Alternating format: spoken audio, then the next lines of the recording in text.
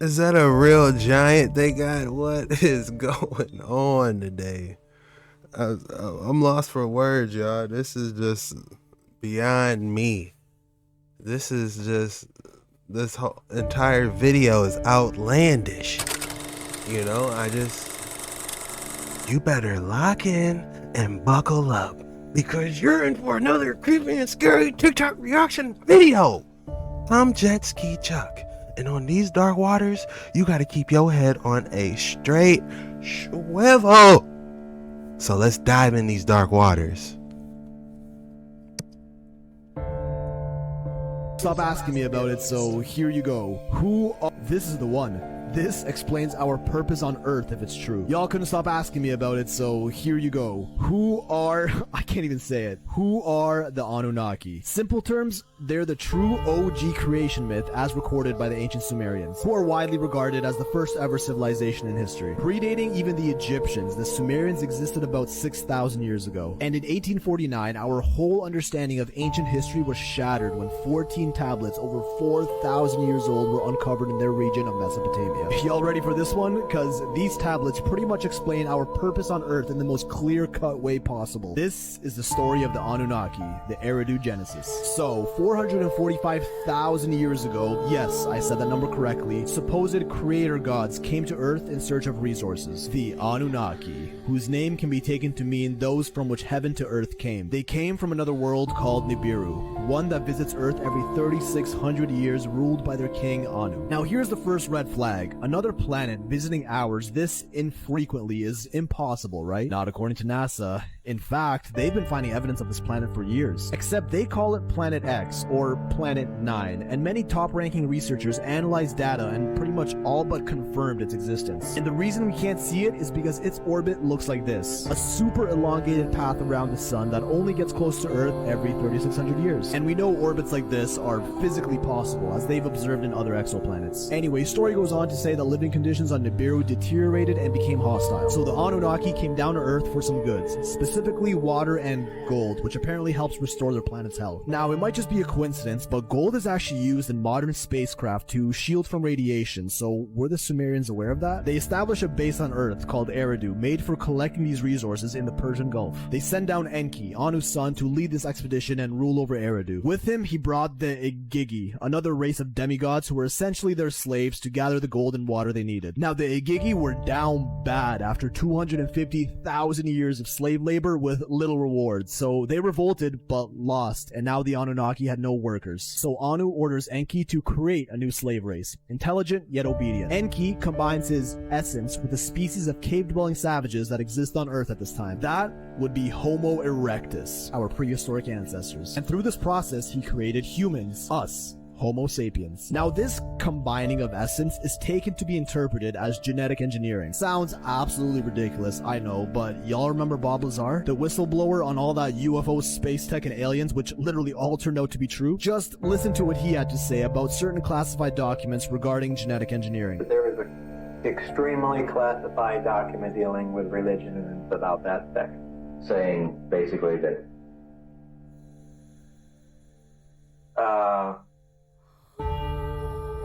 basically that we're a product of genetic engineering from someone. Yeah. How can you just swallow that whole? I don't know about you, but he clearly seemed genuinely uncomfortable talking about this, and I can't think of any reason he'd have to lie about it. So in the tablets, they called this new species the first men, translated to Adamu. Now in Hebrew, Adam translates to man, so Adamu was taken to mean men of Adam. Does that name sound familiar to you? Reminder that these tablets were dated to around 2400 BC, a whole 1,000 years before the book of Genesis was first said to be written. These new genetic hybrid humans started working the mines in place of the original Igigi, which in return for their work were educated with the gift of civilization, language, agriculture, governing, housing, technology, medicine. Some Anunnaki got a little close with the humans and bred with them. Yes, that's exactly what you think it means, and gave birth to giants, even though they were specifically instructed to not procreate with them. At this point, there's a new leader in charge, Enlil, who was Enki's brother, and he wasn't having any of this debauchery. But no biggie, because he had a population control plan in place. A cataclysmic event that wipes humanity from the Earth, said to be caused by Nibiru's gravitational effect on Earth, aka the Great Flood, How convenient. Enlil took this opportunity to dip back to Nibiru so that Earth can be rid of all these unworthy inhabitants. The translations claim that Enlil and his crew left in their celestial boats that took them to the sky and circled Earth. Hey, that sounds like spaceships, rockets, and orbits to me. But Enki felt more sympathy, so he instructed some chosen humans to build boats so they could survive the flood. Noah's Ark, anyone? The flooding lasted for 7 days, yet another creation story told by almost every other culture of our past. There is countless proof of this intense flooding all around the world, but that's a rabbit hole for another time. The small number of humans that survived the flood started to rebuild civilization. Enki and other Anunnaki helped them rebuild in all corners of the Earth, which is said to have given rise to the pyramids, megaliths, and advanced masonry techniques that we see all over the world. And eventually they left Earth and they had one civilization that was more advanced than the rest. This were the Sumerians. This exact story is even told in the Atrahasis of the Akkadians and the Enuma Elish from the Babylonians. Now this is where it gets trippy. The Anunnaki appointed kings, humans that acted as their representatives on Earth to make sure that the people still lived under their control, whose ruling authority would be passed down every generation in what would become the elite class as we know today. You know, Rothschilds, Illuminati, royal family, Freemasons, whatever you want to call it. And it's how they continued to rule Earth for thousands of years to this day from a planet far ass away. Basically, the story claims that we're a genetically engineered species that were designed as slaves to serve a ruling class. And we really do see this slave master paradigm all throughout history. Up until the last couple hundred years, the entire world population was divided into a peasant class and an upper class of royals, nobles, the rulers, kings, emperors, shoguns, and the plebs they rule over. But today, things are different. Or are they? Did the peasant class just become the modern day working class? And the ruling class now work behind the scenes in an attempt to give us the illusion of freedom? The Anunnaki. That's the name of the beings that...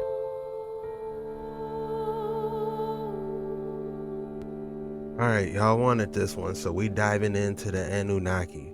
We're seeing what they're talking about exactly on these creepy and scary TikToks. I find it extremely interesting that they call it Planet 9. What is Planet 9 talking about, you know? That's interesting. Drop in the comments below your thoughts about that.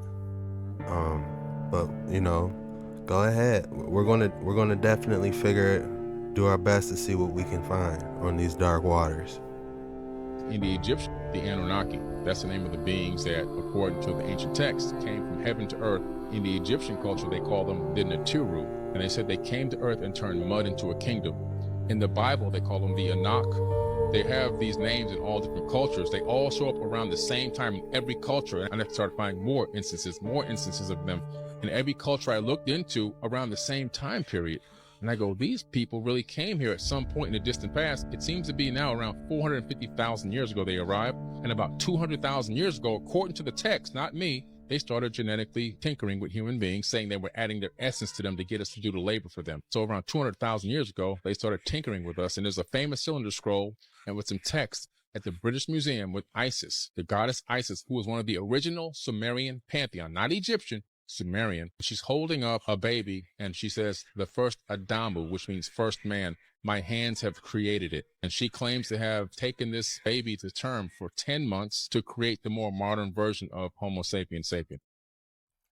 I'm not saying that there's no similarities, because the fallen angels, this all could have kicked off right when the fallen angels came down, and that could have been the correlation.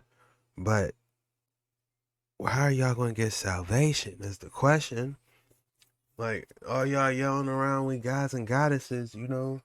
I'm not seeing nobody create no earth, no sun and moon, you know? You got to ask yourself, who created all of this? And if he had a son, we should respect that. Tablets say that these practices enraged Enlil, the Anu leader of that time, who was also the brother of Enki. Enlil wanted to ensure no human would ever rise to power and potentially rule Nibiru. Naturally, the interbreeding increased that risk, but it was beyond his control. Human populations increased over the following millennia, only to be met with a population control plan that nature had in store. During one of its That's how old the Anunnaki were when they came to this earth. They were 1 million years ahead of us already. They were already 1 million years ahead of us when they landed on the earth 450,000 years ago. For 250,000 years, they did the work themselves and left us alone. They didn't even bother with us.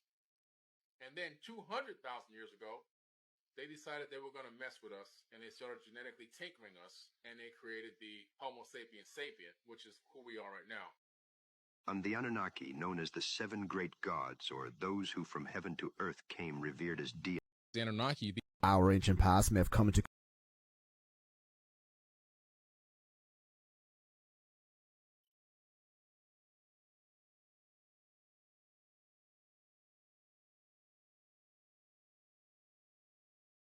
Many people who know the Epic of Gilgamesh assume that it was simply a mythical tale.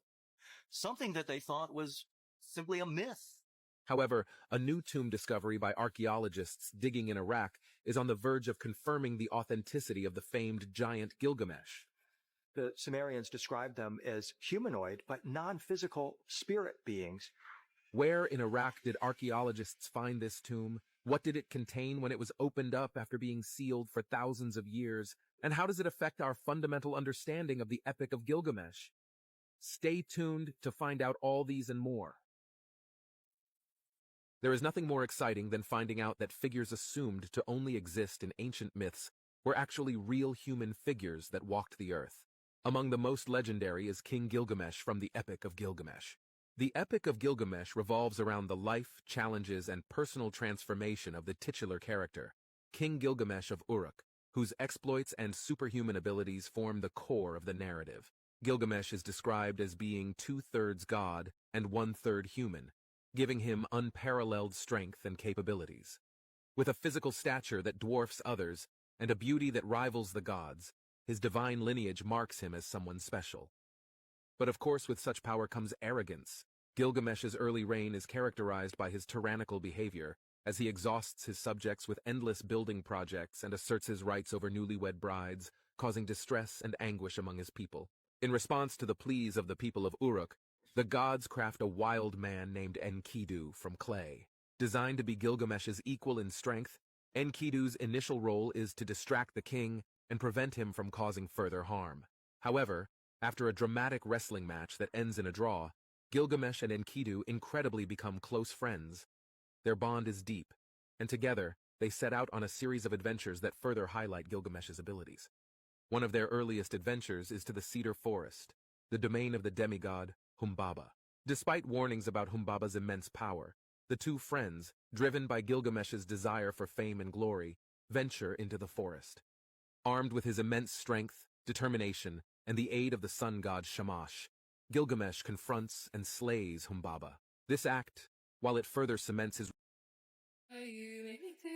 too much labor, all day, every day, therapist, mother made nymph, then a virgin, nurse, then a servant. The bot's gonna say it's just a cartoon, but the world gonna know what they just heard about the Barrow, bro. 70% of ancient artifacts that exist that connect to the Egyptians, the ancient Egyptians, I should say, the ancient people of Kemet, really, the ancient Sumerians from Mesopotamia, the ancient people throughout Turkey and Syria and all these places, and even down into the parts of the Americas and South America, which used to be Mesoamerica. Most of them have a depiction of the Pleiadian star system etched into the actual stone or scripture or writing or artwork or whatever's been left behind. And then you look at the Aboriginals, their verbal handed down history for thousands of years.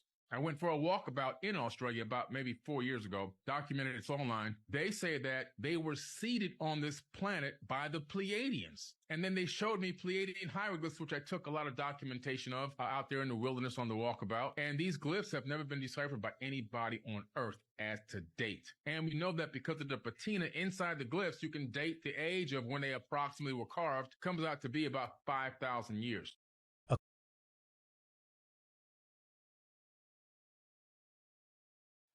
So now I kind of got an idea about the Sumerians and the Anunnaki.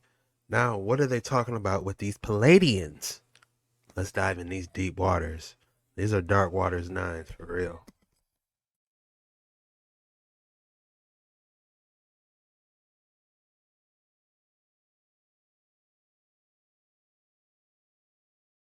On the Anunnaki, known as the seven great gods, or those who from heaven to earth came revered as deities by the Sumerians, they hold a prominent place in the pantheon of Mesopotamian gods.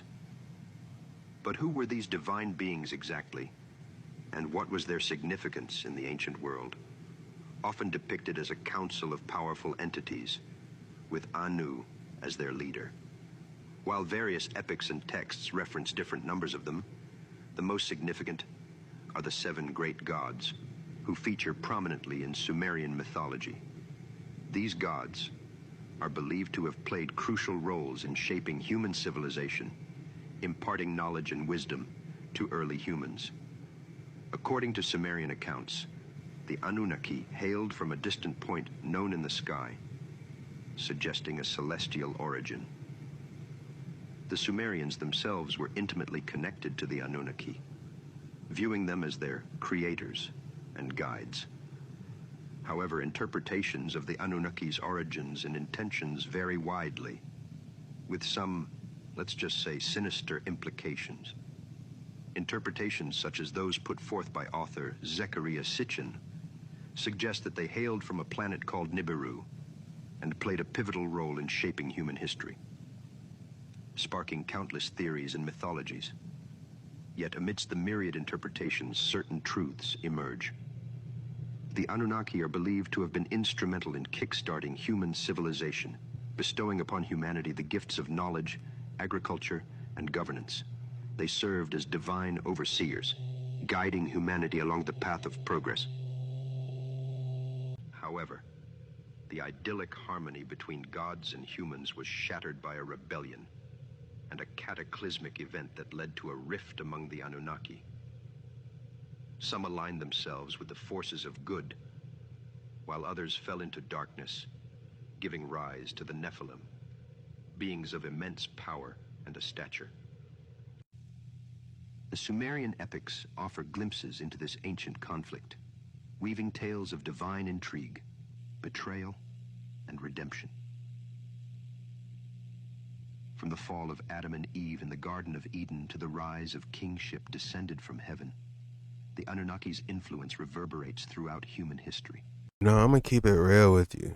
I'm not getting a real good vibe with the Anunnaki and how they were saying this. I believe there's some correlations though. What they said about them is really lining up about the Watchers. Like these ancient beings. Did you know that in the ancient biblical text of the Book of Enoch, there's vivid descriptions of multiracial aliens called Anunnaki, who went against God and slept with the daughters of men, and they bore great giant offspring? Enoch, who was the great-grandfather of biblical Noah, also known as Zisudra, recounts Noah being albino with blue eyes, and a son of Enki, the Sumerian water god. Interestingly, the Council of Nicaea in 325 AD chose to exclude this book from the Bible due to its detailed accounts of encounters with alien beings known as the Anunnaki, who interacted with our ancient ancestors. Today, we're going to reveal the complete historical records from the Book of Enoch and the Lost Book of Enki, shedding light on these events from ancient times. Enoch, a righteous and just man favored by the Lord God Enki, described a time before the first great flood. He witnessed extraordinary events, such as being taken up into the sky in a burning disk or chariot, where he saw the earth as a massive sphere, which in modern terms, this could be interpreted as an experience of being on a spaceship, viewing the planet Earth from beyond its atmosphere. During Enoch's time, humanity was peaceful, offering rituals and sacrifices to both their god and gods. Ritually, these gods accepted the offerings and stored them for later use, thus no longer needing to farm or grow their own food on this planet. The humans could do it for them. Enki, a compassionate, wise but lustrous water god, was left in charge of Earth after his brother Enlil was away off planet. He held great affection for human men and also the daughters they produced. This led to him having relations with Lamech's wife, Betanos. Lamech, the grandson of Enoch, was driven and overjoyed to hear the birth of a son from Betanos. little did he know the great shock that awaited him. The following verse from Book of Enoch 105 reads, "After a time, my son Methuselah took a wife for his son Lamech. She became pregnant by him and brought forth a child, the flesh of which was as white as snow and red as a rose, the hair of whose head was white like wool and long, and whose eyes were beautiful. When he opened them, he illuminated all the house, like the sun. The whole house abounded with light. And when he was taken from the hand of the midwife, opening also his mouth, he spoke to the Lord of righteousness. Then Lamech his father was afraid of him, and flying away came to his own father Methuselah, and said, I have begotten a son, unlike to other children. He is not human, but resembling the offspring of the angels of heaven, is of a different nature from ours, being altogether unlike to us." Enoch's depiction in this passage reveals that Noah, also known as Zisudra, possessed the distinctive trait of being an albino. He bore striking physical resemblances to some of messengers and deities, commonly referred to as the Anunnaki. This uniqueness set him apart from other humans, as the descendants of Adam had a dark skin complexion during this time. We literally were re-engineered to become a slave race on this planet. Enki had an idea, says, look, let us take the existing being on this planet and add our essence to them and get them to bear the load of the labor. So basically create a slave race. Not from dust, not from actual, like, the Bible says, you take some clay and wet clay and spit on it and blah, blah, blah. No, from taking a being that's here already, genetically tinkering with it, making it, inserting a worship gene, which we know the gene for worship was inserted into the genome. We know that for a fact now through genetic studies, and it can be turned on and it can also be turned off. We'll get them to worship us. They'll think we're God, and they'll do the work just to honor us, and they put them out there to do all the work and take the load away from the Ijiji, the working class Anunnaki. Have you ever wondered why the Anunnaki are not mentioned in the Bible? The Anunnaki are known as ancient deities from Mesopotamian mythology, who supposedly created humans. However, there is no mention of them in the Bible.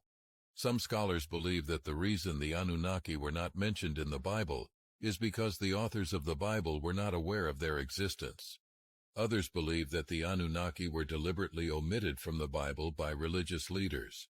According to ancient texts, the Anunnaki were powerful beings who were able to live for thousands of years. They were known to have advanced technology and were revered as gods by the Sumerians. It's possible that the leaders of early Christianity did not want to acknowledge the existence of other powerful beings, as it could have threatened their own power and authority. Alternatively, it's possible that the stories of the Anunnaki were simply not included in the Bible because they did not fit with the narrative that early Christians were trying to create. Whatever the reason, the absence of the Anunnaki in the Bible is a mystery that continues to puzzle historians and scholars to this day. The Anunnaki made humans and started life on Earth. I came across information about the Anunnaki. That's the name of the beings that, according to the ancient.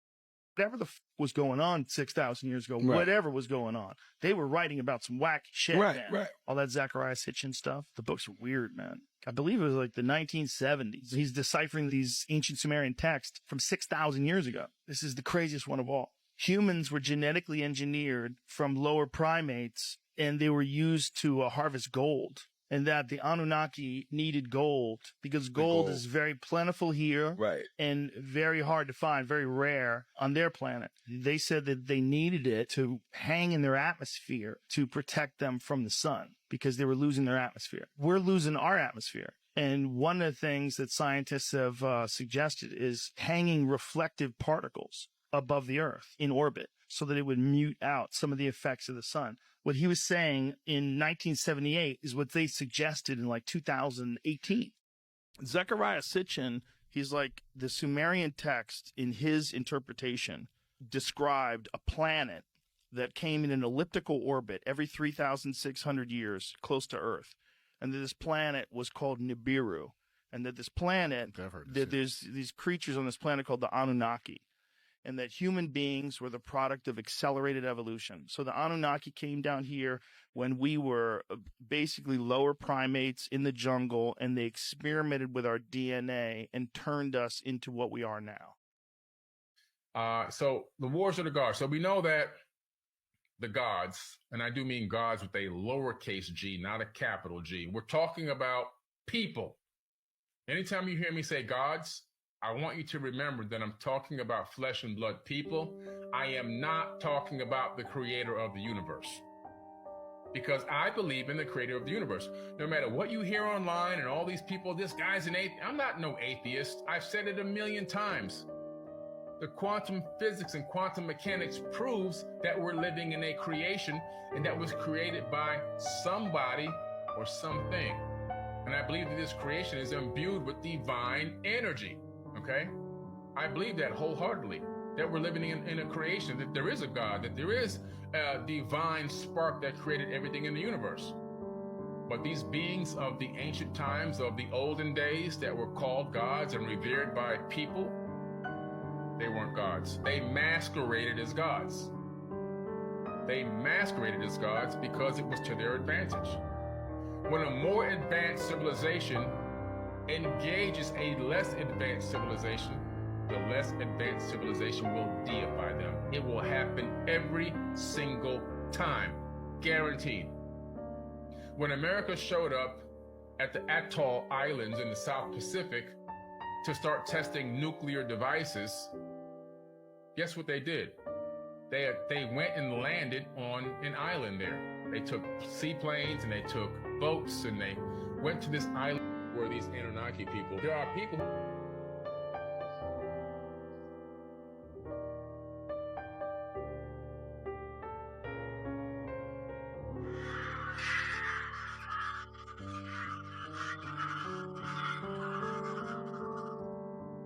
Warning, I am going to expose the dark truth about the Anunnaki ancestors and how they're coming to save us.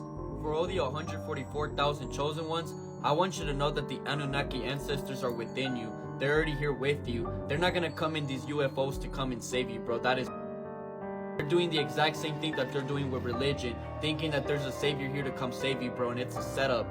They're not gonna come save us with UFOs, bro. It's a government setup, bro. Think about it. Why is it that in 2020 they released information about aliens, and now they're trying to say that UFOs are gonna come here, that aliens are gonna show up to themselves, and now they're saying that it's the Anunnaki people, really? And let's just say it is true, right? That they're gonna come and save us? Let's just say it is. You don't have to go out to the world and go out to these UFOs to come and be saved, bro. They're gonna come and save you, bro, automatically, bro. You're a chosen one, you know what I'm saying? But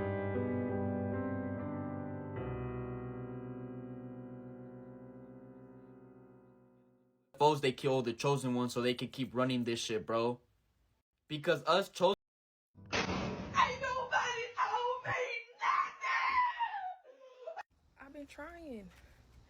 I've been trying to tell y'all something. I've been trying to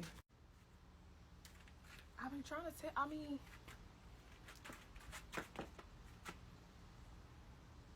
been trying to tell y'all. I've been trying. The Anunnaki, dispatched by Anu, descended to Earth in groups of 50. They embody the element of Earth and are entrusted with important projects such as the Adama Project, Second Lulu and Nilu Project, and subsequent Kadmon projects. These endeavors continue the work of their predecessors, the Neteru, who initiated the Nun, Rainbow, Sphinx, Dolphin, and Ilulu projects. Contrary to popular belief, the Anunnaki do not solely originate from Rizq. Rather, they comprise beings hailing from the 19 planets located in Alin.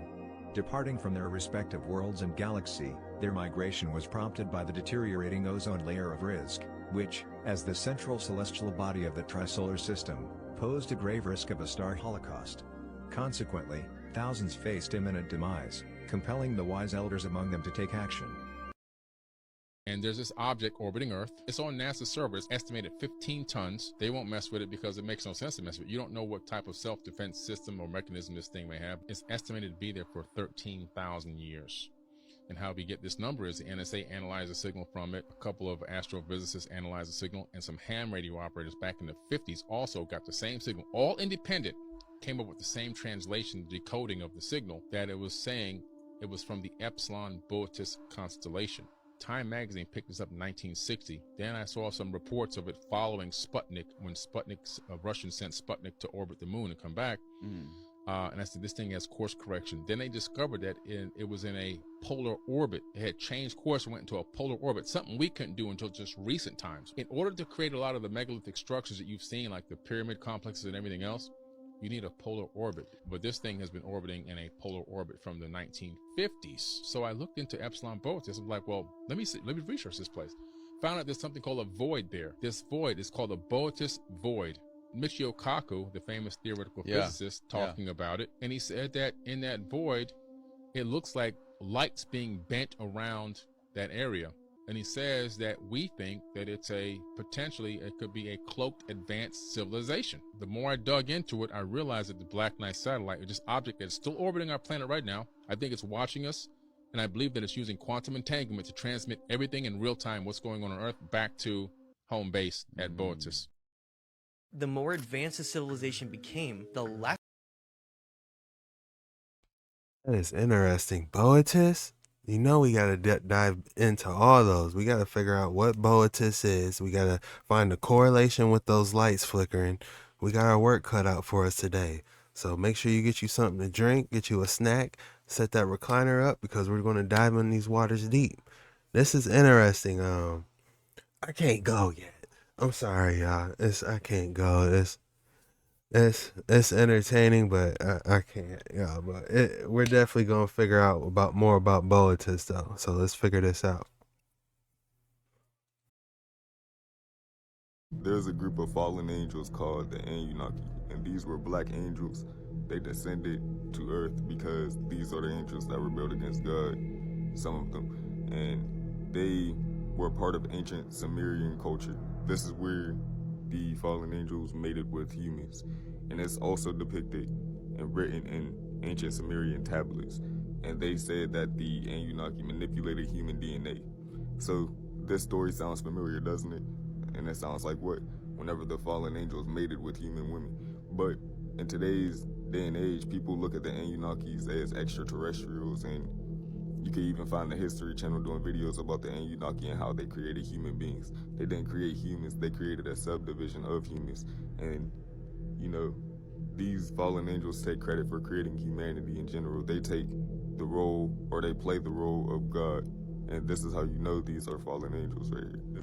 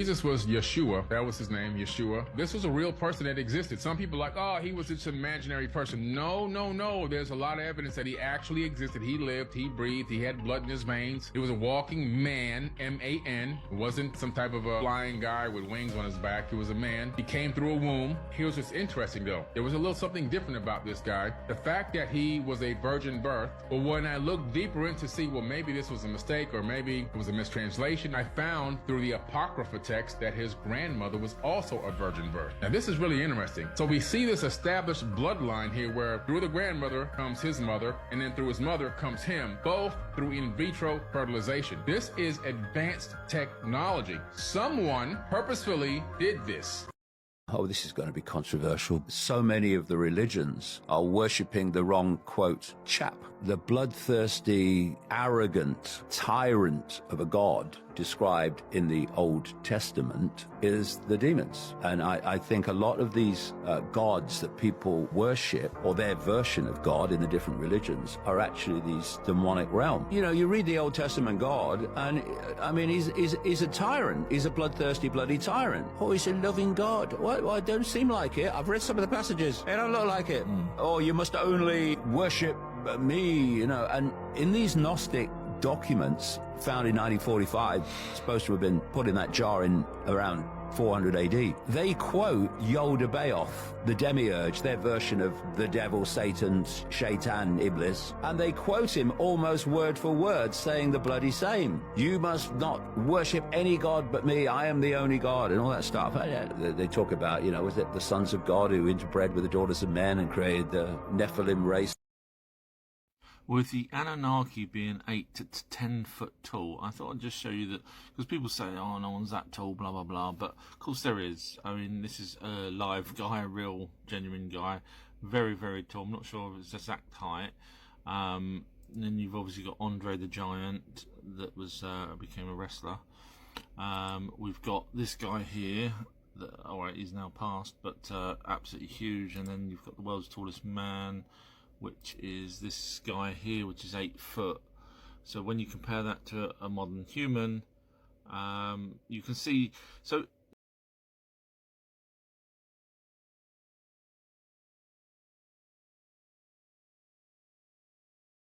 could it be that a dormant gene? Yes, I know people say, oh, it's, you know, giantism or whatever, you know, a deformed gene, but could it be a latent gene, a gene, part of your DNA, that just sometimes kicks back in from the Anunnaki's gene? Because obviously you've got to remember, we came from partly from the Anunnaki.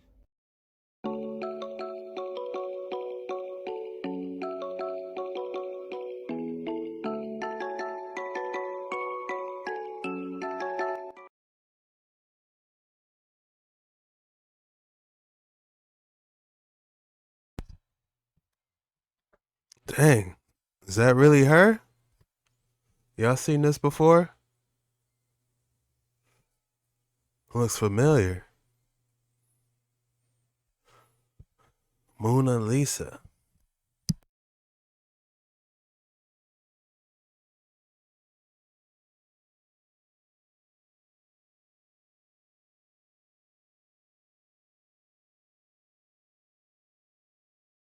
Is that a real giant they got? What is going on today?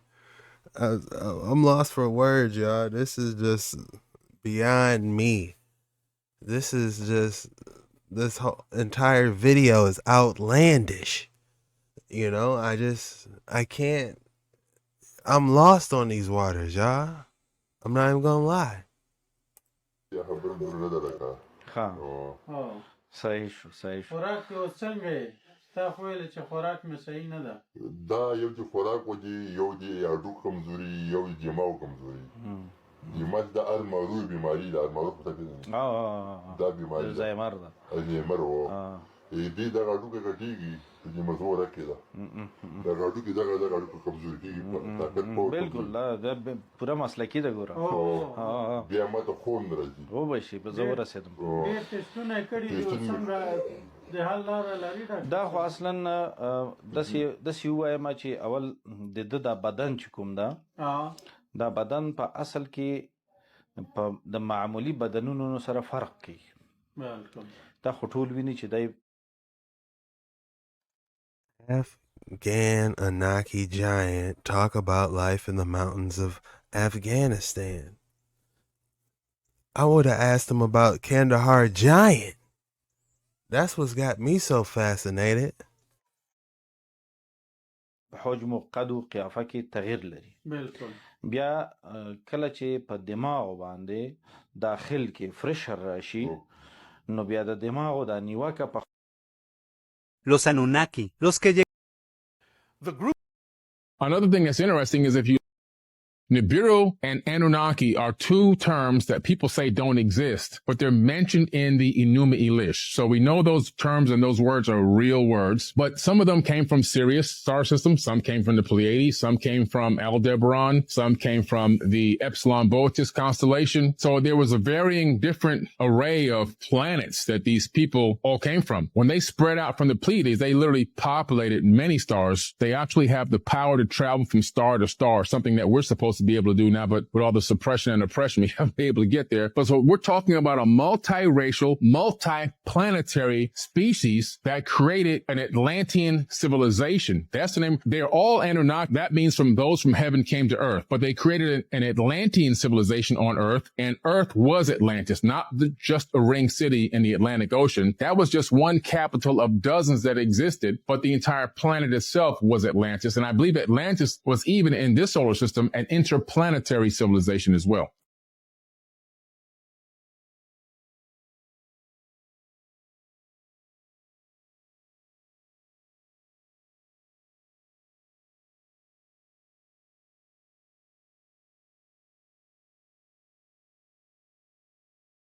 Los Anunnaki eran antiguos exploradores espaciales.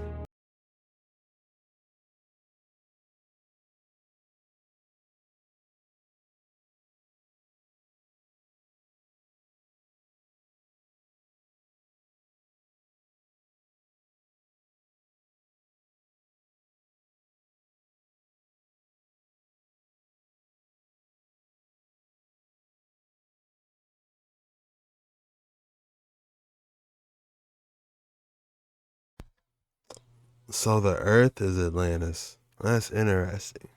The Anunnaki sounds interesting. I'm not gonna lie. You know, it definitely is an interesting and entertaining topic. I'm not gonna lie.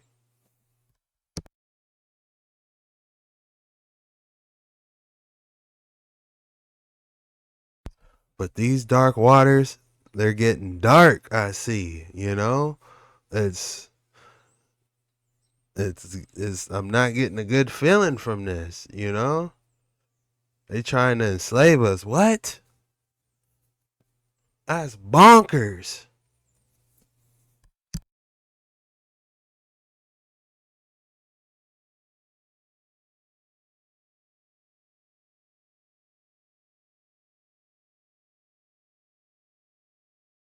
And this is what I'm trying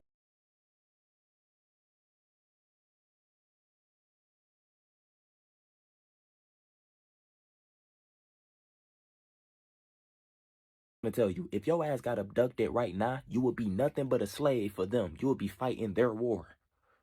Motherfuckers want to get it done. I'd rather fight, nigga. The ultimate escape is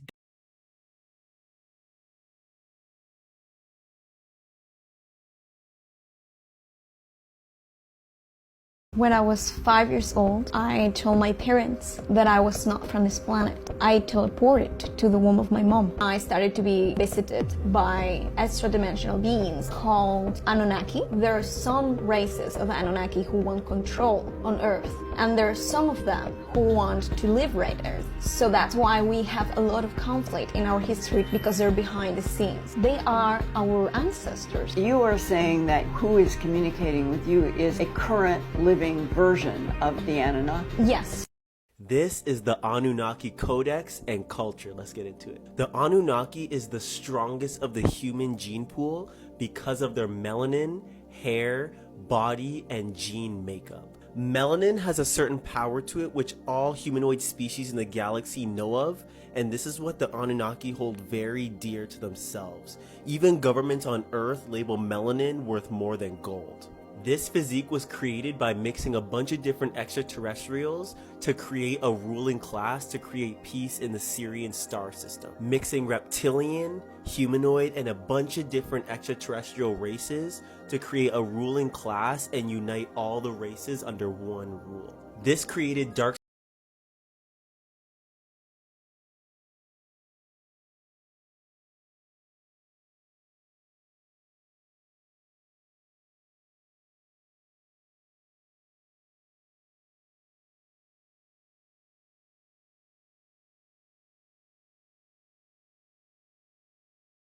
This is the Anunnaki Codex and culture. Let's get into it. The Anunnaki is the strongest of the human gene pool because of their melanin, hair, body, and gene makeup. Melanin has a certain power to it which all humanoid species in the galaxy know of, and this is what the Anunnaki hold very dear to themselves. Even governments on Earth label melanin worth more than gold. This physique was created by mixing a bunch of different extraterrestrials to create a ruling class to create peace in the Sirian star system. Mixing reptilian, humanoid, and a bunch of different extraterrestrial races to create a ruling class and unite all the races under one rule. This created dark-skinned beings now known as the Anunnaki, which have something called etheric hair and strength on all levels, able to withstand basically anything. Harsh environmental circumstances, physical abuse, emotional trauma, this is basically the power gene. Also having the gene makeup to create all the different extraterrestrial species and even all the races on this planet. Look at the black woman and how she could procreate all the different races on this planet right now. They settled on a planet called Nibiru and came to Earth in search of gold for their advanced technology. They live with the understanding that their genes are royal and their genes give them power because it has the makeup of all the different species and races. This has created the notion in the galaxy that black means royalty. Anunnaki culture is known to be very royal because they were made to be rulers, and their society is made up of a mix of positive and negative individuals, and this was highly prevalent when they came to Earth and created humans as a slave race through genetic manipulation. Many within their civilization did not agree with this, and this is why they were in trouble by the Galactic Federation. They want humans to know that black is power. Humans have fought amongst themselves for hundreds of years related to race, but no matter what, the Anunnaki gene holds the blueprint of all species in the galaxy and all human variations on Earth. They want black humans and Anunnaki starseeds to know that they are powerful and not to see themselves as better or worse than anybody else, but to just understand their power. Moses is not the real name. That's the made-up name. It really was Pharaoh Akhenaten, who was ushering in monotheism in Egypt while he was a pharaoh, worshiping Amen-Ra, the great Amen. Amen-Ra was one of these Anunnaki people, said, look, from now on there'll be no other God but me. That made it into the Bible. When you say thanks, you say thanks to me, you say amen. That made it into the Bible. Teach the people only to worship me, not any of my other relatives. I'm the only one and true God. They kicked him out of Egypt. They kicked the Pharaoh out of Egypt, and he fled with his new followers. They crossed the Sea of Reeds, not the Red Sea, which they tell you in the Bible. Nobody ever crossed the Red Sea. It's a mistranslation by accident on purpose. They crossed a much smaller, much easier to cross sea. People realized the information that they had been brought up learning is actually severely inaccurate, and that the information is based on plagiarized tablets between Islam and Christianity and Buddhism and all these other religions that have taken from the same tablets. And the real stories are in the tablets. A full, unedited, undoctored, and change these words around here and there, that's not done in the tablets. The tablets is what it says. When you come to the Bible, all of a sudden you get to a lot of text like Jesus saying, honor your slave master as you would honor me. Do you think that just guy would really say something like that if he's all this light and he's a light being and he's all about love and salvation, and then he's telling you now, no, you better obey that slave master? Come on, that's somebody, let me write this in there because it's going to benefit us. When we write this in, we can tell the slaves, hey, you see what Jesus said? You better listen to Jesus. So this is a lot of twisting and turning. The Bible is a remix, is what it really is. There's a group of fallen angels called the Anunnaki, and these were black angels. My personal take on the stance on this, it's just I don't see the light. There's got to be some light in this whole Anunnaki story and everything. But I'm just seeing power this, power that. Hey, I ain't mad at y'all. Charge up, turn into Black Adam, do you? You know what I'm saying? But it's just, I just ain't seeing no type of light in this is all I'm saying. Where's the benefits in this, It's, I don't know. That's just your boy, man. Y'all been saying doing Anunnaki, I've been asking for it, so we diving on these waters, and this is what we're uncovering, It's not really nothing else. Let's dive on these Sumerians. 6,000 years ago, a mysterious civilization had detailed maps of our solar system. Over 6,000 years ago, a mysterious civilization had detailed maps of our solar system. The Sumerians created these drawings using clay. The surviving drawings show that they understood that the sun is a star at the center of the solar system and that other planets revolve around it. They even accurately sketched the orbits and positions of the planets. Interestingly, some of their... All right, I see what's going on here. I see where a lot of people are missing the mark. Now I understand now. Drop in the comments if you know what's up. Their paintings also depict strange images with giant entities. The Sumerians considered them to be deities. Intriguingly, some of the drawings of these gods even display symbols resembling human DNA sequences. Additionally, they had symbols related to medicine, which bear significant resemblance to modern medical symbols. To this day, we still cannot understand how thousands of years ago, the oldest civilization of mankind had such profound knowledge of astronomy. This raises the question of whether this ancient civilization was not backward, but rather had advanced far beyond our current understanding of them. If this is true, it changes everything. According to historical records, the first ancient civilization known to us is that of the ancient Sumerians. The Sumerians existed over 6,000 years ago, predating the Egyptians by 1,000 years. They resided in a region known as Mesopotamia, which encompasses present-day Iraq and parts of Iran, Kuwait, Syria, and Turkey. The Sumerians referred to themselves as black-headed ones, or black-headed people, and held a belief in gods known as the Anunnaki, described as children of the earth and skies. Some researchers speculate that the ancient Sumerians had a remarkable understanding of the universe, as depicted in artifacts showing the solar system with planets orbiting the sun. Adding to their intrigue are depictions of ancient handbags and bracelets. The Sumerians made groundbreaking inventions, including the wheel, alphabet, and the calendar we use today. They also developed irrigation systems for farming and established a system to measure time in seconds, minutes, and hours. Some believe that knowledge was bestowed upon them. The Sumerian civilization appears to have been one of the most advanced of its time, challenging modern explanations of our history. The discovery of 30,000 stone tablets from ancient Sumeria includes the story called the Epic of Gilgamesh, which features a great flood, an event also found in many other religious texts. Scientists link the end of the last ice age to several temperature anomalies and a significant rise in sea levels, likely caused by an asteroid impact. This catastrophic event may have led to the rapid melting of ice and widespread devastation to various species, including animals, plants, and humans. Some speculate that the tale of the Great Flood is not a mere myth, but a way of passing down knowledge through generations to ensure its survival. Recent findings, such as Göbekli Tepe in Upper Mesopotamia, dating back at least 11,600 years, have questioned the age and origins of the Sumerians. It is still uncertain where the ancient Sumerians originated from, and some theories suggest they may have migrated south into southern Mesopotamia, where the people of Göbekli Tepe became the Sumerians we know today.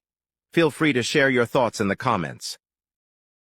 These people had a detailed map of the solar system 6,000 years ago that they wrote in clay that showed the sun at the center and all the planets in the correct orbit with the correct size. Yeah. Not necessarily like the ratio, but this one's bigger than that one. And they had a knowledge of the cosmos in some strange way. And they also had depictions of these very tall, strange-looking figures with little monkey people on their laps. Yeah. And they had the symbol for DNA, with like the double helix DNA. Yeah. They have that. And that's crazy. They had that symbol that they used to represent medicine. That's the same symbol. Like they had that on the walls. Yeah, so there's 6,000 years something ago. they had. He's deciphering these ancient Sumerian texts from 6,000 years ago. This is what was going on 6,000 years ago. Right. Whatever was going on. They were writing about some wacky shit, man. Right. All that Zechariah Sitchin stuff. The books are weird. This is the craziest one of all. Humans were genetic. What was the first known civilization? Oh, this is a question. Why does he have a watch on? Isn't that a watch? How dare you? Impossible. Stop. What is that? It's jewelry. It looks like a watch. I mean, It maybe does. it's jewelry, but it's on his wrist, and it's a circle, and it's with a band. Right.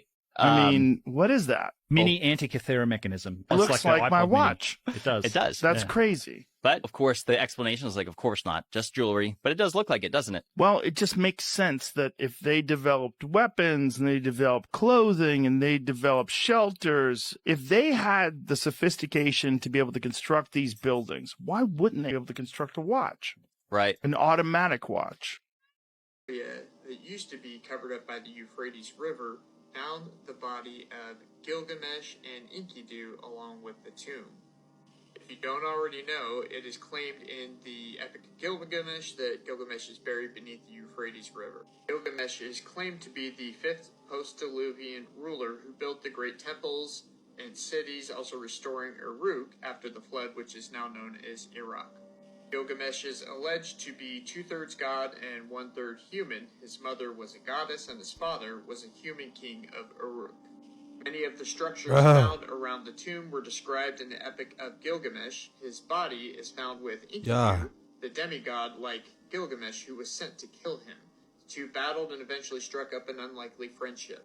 The Bible refers to him as Nimrod. Nimrod was the first world dictator, and as many Bible scholars believe, he will be the last. Is the world ready to receive the Antichrist, a world ruler able to perform miracles? Is this the strong delusion? Don't be fooled, the enemy is coming for you whether you accept it or not.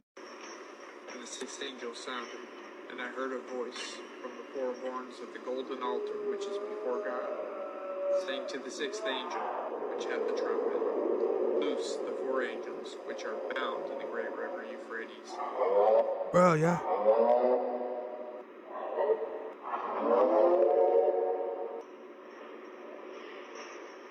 Y'all hear that? Bro.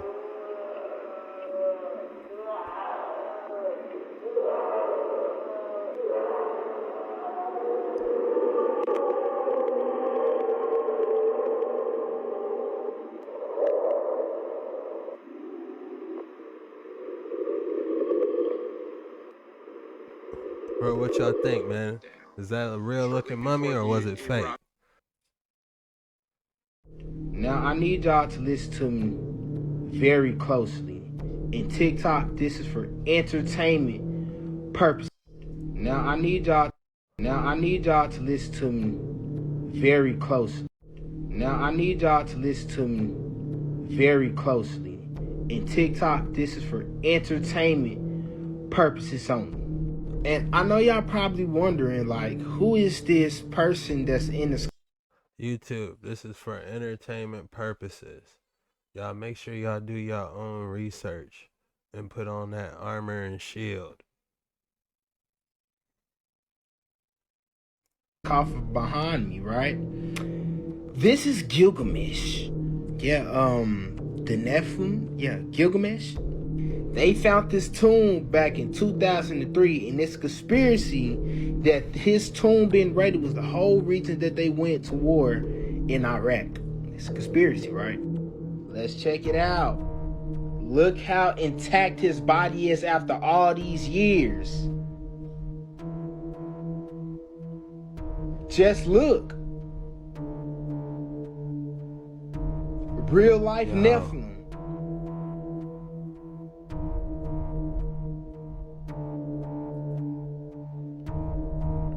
Is he asleep? This is not a game. Is bro about to wake up? This was way back in 2003 when they found his body. Are y'all seeing this? Are y'all seeing this? How entertained are you guys? And about a year or two ago, it was a rumor, this is only rumor now, that they was trying to resurrect this nigga. I just find it kind of entertaining how now you can't find no type of information on that nowhere on the internet now. But a year or two ago, you could. Guess who just found it? Current date is 11/10/2023. So sit tight, you don't want to miss this.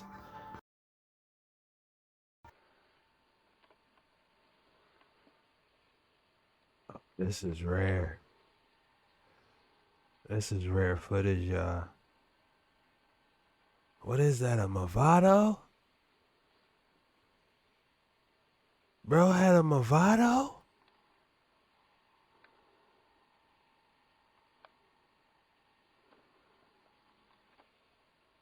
What type of watch is that?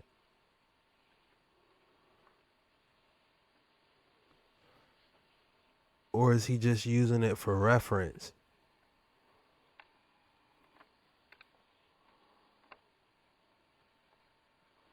Oh, y'all can't see the whole thing, can y'all? Hey, hold on a sec, man. Y'all gotta see this. Y'all gotta see this. Hold on, I got y'all. Sit tight. Let me push the waters back like Moses. Y'all gotta see this. Hold on, I'm gonna rewind it. I'm gonna rewind it.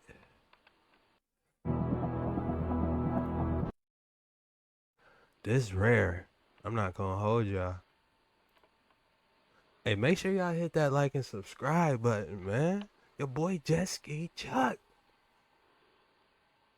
This is rare. Y'all not gonna find this.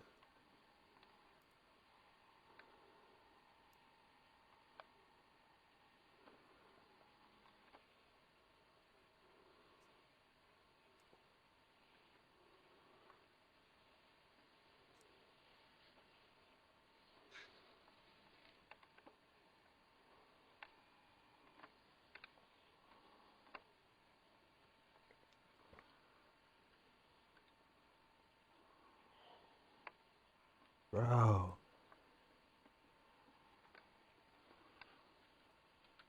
That's the best. That's as best as it's gonna get, y'all.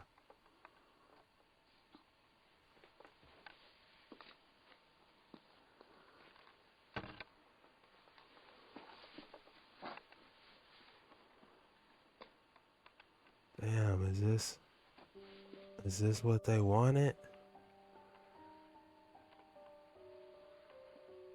Put it in the comments, man. What was we really doing over there? Is this what they really wanted?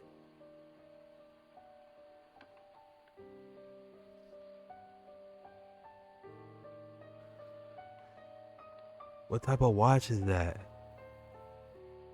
I'm in the comments, they saying, you know, it's time travel. They all through there. They said he in stasis. Y'all think he in stasis?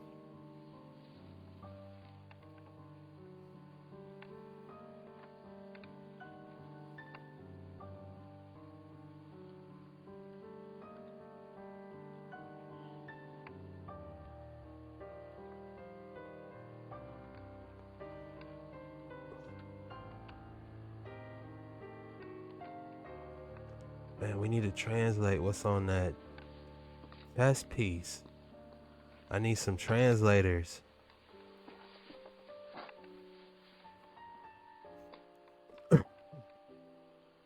I've seen mummies before in museums and they look just like that.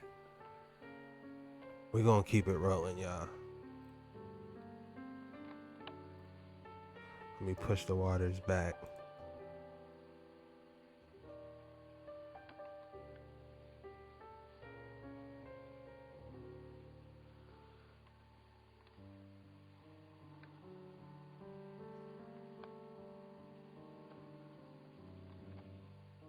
The legend surrounding the great king of Uruk and many of the city's written attributes to mythology. Uruk is said to have become famous as the capital city of the king Gilgamesh, the ancient ruler and hero of the Epic of Gilgamesh. It is believed that Uruk was the biblical Erech from Genesis 10:10, the second city founded by Nimrod in Shinar. The Epic of Gilgamesh, written by a Middle Eastern scholar 2,500 years before the birth of Christ, commemorates the life of the ruler of the city of Uruk, from which Iraq gets its name. In 2003, just prior to the Iraq invasion which toppled Hussein, astonishing discoveries were being made in Iraq, culminating in one of the most extraordinary claims anywhere for centuries, a claim which American forces have been strongly accused of confiscating, subsequently becoming the prime suspect as the driving force behind a complete suppression of these astonishing discoveries within the country. In April of 2003, Jörg Fassbinder of the Bavarian Department of Historical Monuments in Munich told the BBC's World Services Science and Action program, quote, "I don't want to say definitively that it was the grave of King Gilgamesh, but it looks very similar to that described in the epic. We found just outside the city, an area in the middle of the former Euphrates River, the remains of such a building which could be interpreted as a burial," Mr. Fassbinder said. In the book, Gilgamesh is described as having been buried under the Euphrates. He said the amazing discovery of the ancient city under the Iraqi desert had been made possible by modern technology. The most surprising thing was that we found structures already described by Gilgamesh, Mr. Fassbinder stated. We covered more than 100 hectares. We found garden structures and field structures as described in the epic, and we found Babylonian houses. Here, predictably, is where the story goes silent. Due to conflict within the country, it was largely believed the excavations had been halted. However, it seems that the discovery of King Gilgamesh may not have been made in isolation. This footage was supposedly leaked to numerous places across the internet and has largely been put down as authentic footage of the find. Shortly after this was taken, reports state that American forces moved in and seized the find. Why do the powers that be see fit to suppress such discoveries? The very real tombs of characters long thought to have been mythical. Only. Osiris being but one example among many, which have undoubtedly been hidden from the public.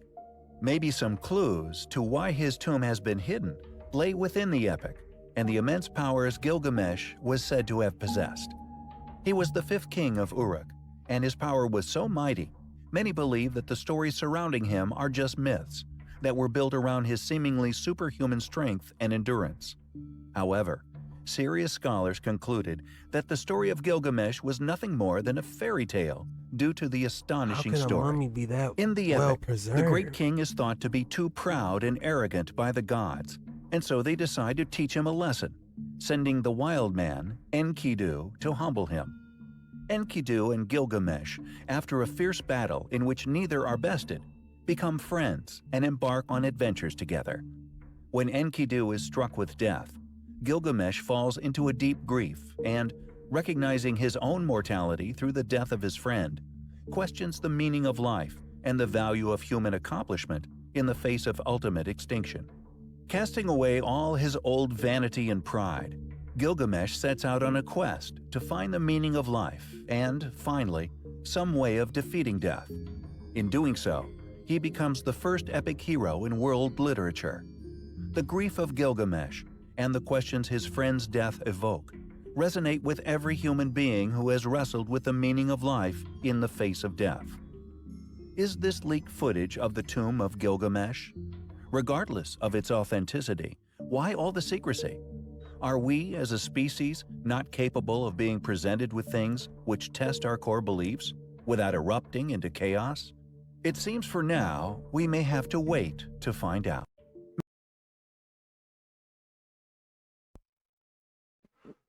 My whole thing is, how does it look that well preserved if it's a mummy? You know? If you look at it carefully, that thing looks like he's about to open his eyes low key. What y'all think, man? Let's get back into it.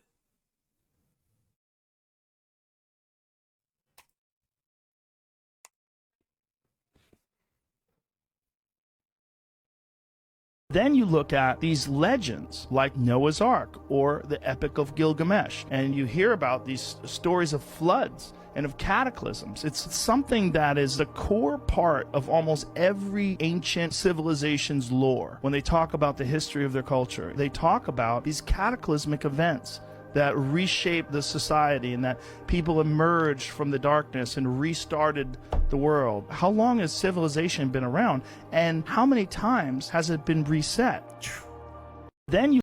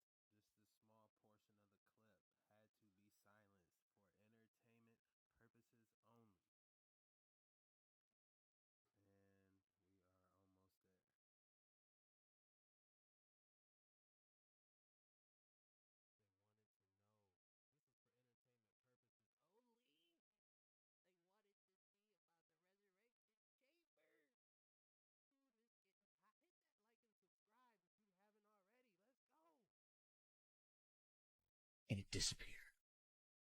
They wanted to know the location of his body and the location of the buried Nephilim.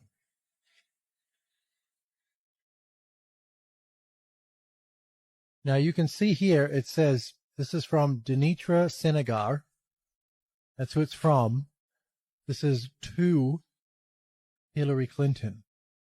Important for context. And then it says, well, you can read it there. Can you see what it says? I mean, requesting documents pertaining to the resurrection chamber of Gilgamesh, the location of his body, and the location of the buried Nephilim. We had the opportunity in 2003 to test one of the oldest stories, if not the oldest story, of human civilization, and it's the Epic of Gilgamesh.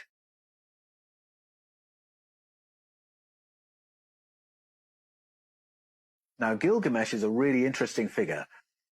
The Sumerian and Babylonian narratives speak about rulership over... I know. If you guys gotta get something to drink, now's the time. Get your popcorn, sit back. Tell your boys, man, JetskiChucK, he's going nuts. Yes, it's time. Now we're getting back into it. Over human beings, or kingship, as having come down from the skies. It's those who've come down from the skies who govern over human society for a long, long time, aeons and aeons. And then there comes a point where they hand over to human He's got swag. kings, and they somewhat recede into the background. In that story, there's a crossover king, a hybrid person called Gilgamesh. He's part sky people, part human. In April 2003, over to kings or kingship as having come down from the skies. It's those who've come down from the skies who govern over human society for a long, long time, aeons and aeons. And then there comes a point where they hand over to human kings, and they somewhat recede into the background. In that story, there's a crossover king, a hybrid person called Gilgamesh. He's part sky people, part human. In April 2003, a German-led research team announced it had found King Gilgamesh's tomb. It was an incredible moment in the history of religion and archaeology.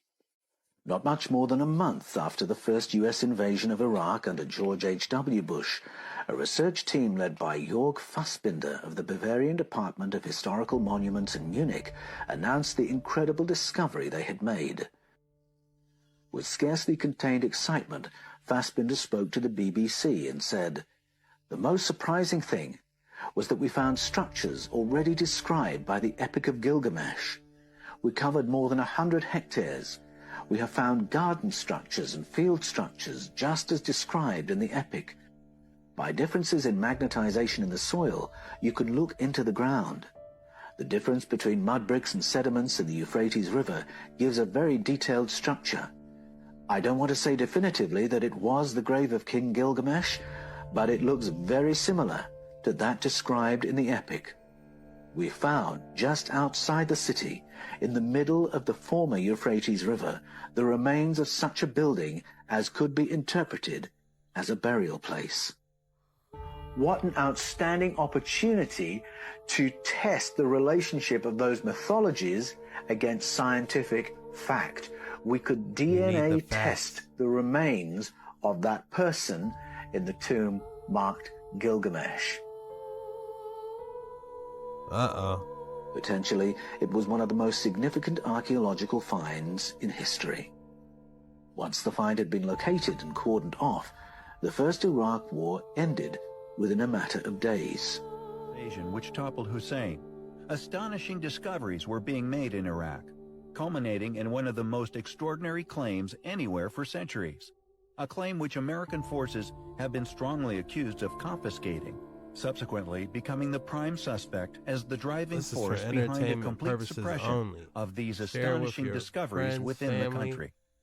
In April of 2003, Jörg Fassbinder of the Bavarian Department of Lock Historical in. Monuments in Munich told the BBC's World Services Science and Action program, quote, "I don't want to say definitively that it was the grave of King Gilgamesh, but it looks very similar to that described in the epic. We found just outside the city, an area in the middle of the former Euphrates River, the remains of such a building which could be interpreted as a burial," Mr. Fassbinder said. In the book, Gilgamesh is described as having been buried under the Euphrates. He said the amazing discovery of the ancient city under the Iraqi desert had been made possible by modern technology.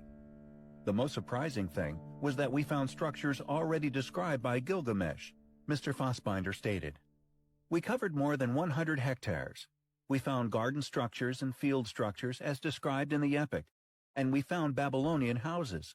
Here, predictably, is where the story goes silent.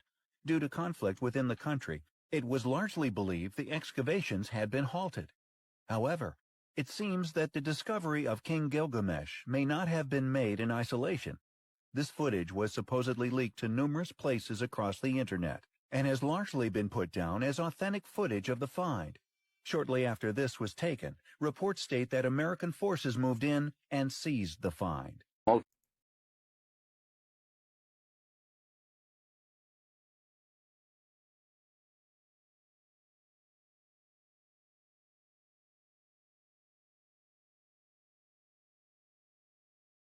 you guys think that is? What's that red liquid? Who is that? You guys really think that's Gilgamesh? Let's get back into it.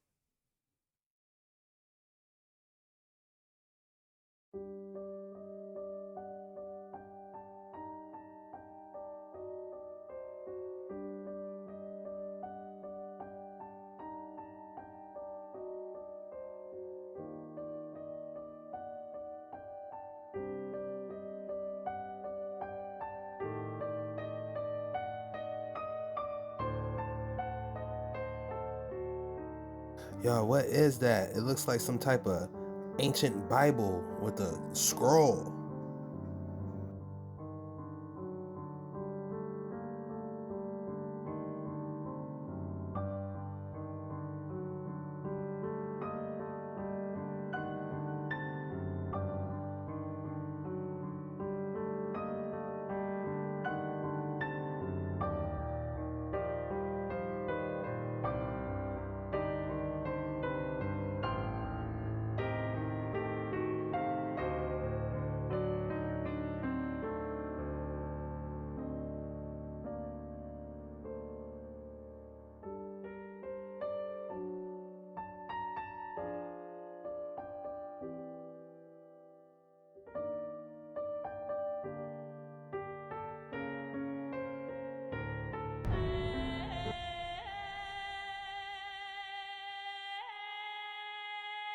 Oh, what type of rock?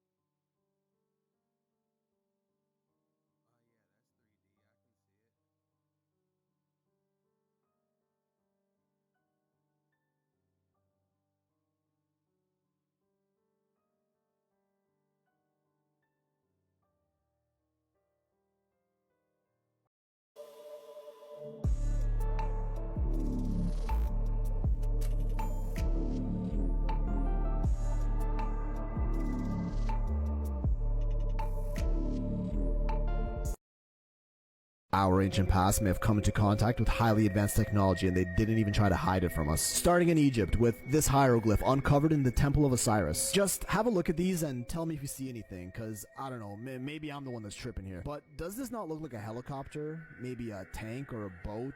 An airplane? What looks to be a spaceship? All carved into stone thousands of years old? Now I already hear the Google debunkers crying this has been proven wrong, that these are just hieroglyphs that were written many times over and these shapes are just a combination of many characters. Damn, didn't know they were there when these were carved, given how 100% certain they are of it. There's so many other questionable hieroglyphs in ancient Egypt, but I'm gonna have to save those for another video. Let's take this all the way back to the caveman days with Paleolithic cave drawings and carvings, also known as petroglyphs. These ancient aboriginal cave paintings in Australia dating back to 15,500 BC, known as the Bradshaw paintings. Take a note of the big round heads here. China Lake Naval Air Weapons Center near Death Valley, California has petroglyphs dating 16,000 years. Again, tall beings with bubble-shaped heads and lines coming out. Oh, look at that. We see similar cave drawings in Ginkgo State Park near Vantage, Washington, all in the US of A. Tassili Najjar is a plateau in Algeria, Africa, with these rock paintings dating to about 10,000 BC, again, with these strange bobblehead creatures, almost like they're wearing helmets. Some of them even appear to be wearing gloves and full-on suits. Now, before you say, oh, that's just how they drew humans back then, well, because right beside them, we have these drawings of completely normal-looking beings, so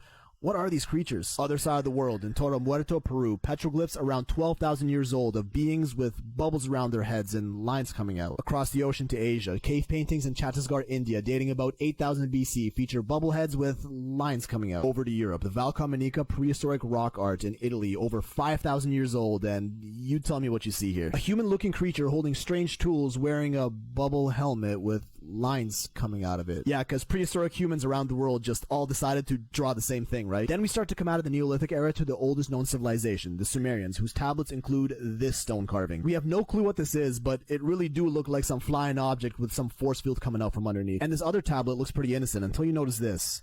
Doesn't that kind of look like a sun shape that just so happens to have 9 balls around it? Exactly the amount of planets in our solar system. Guess they counted Pluto, so did they have advanced knowledge of our planets over 4,000 years ago? Back to the Egyptians, we see this dude in some serpent-looking craft. Could be part of their mythology, but then we see the exact same thing in the Maori of New Zealand and the Aztec and Olmecs of Central America. And now the Mayans. Oh man, what on earth is this carving? Some complex-looking contraption complete with hand controls and something up his nose? Not to mention they seem to be wearing helmets again, which sure could be decorative, but what on earth are these contraptions they're in?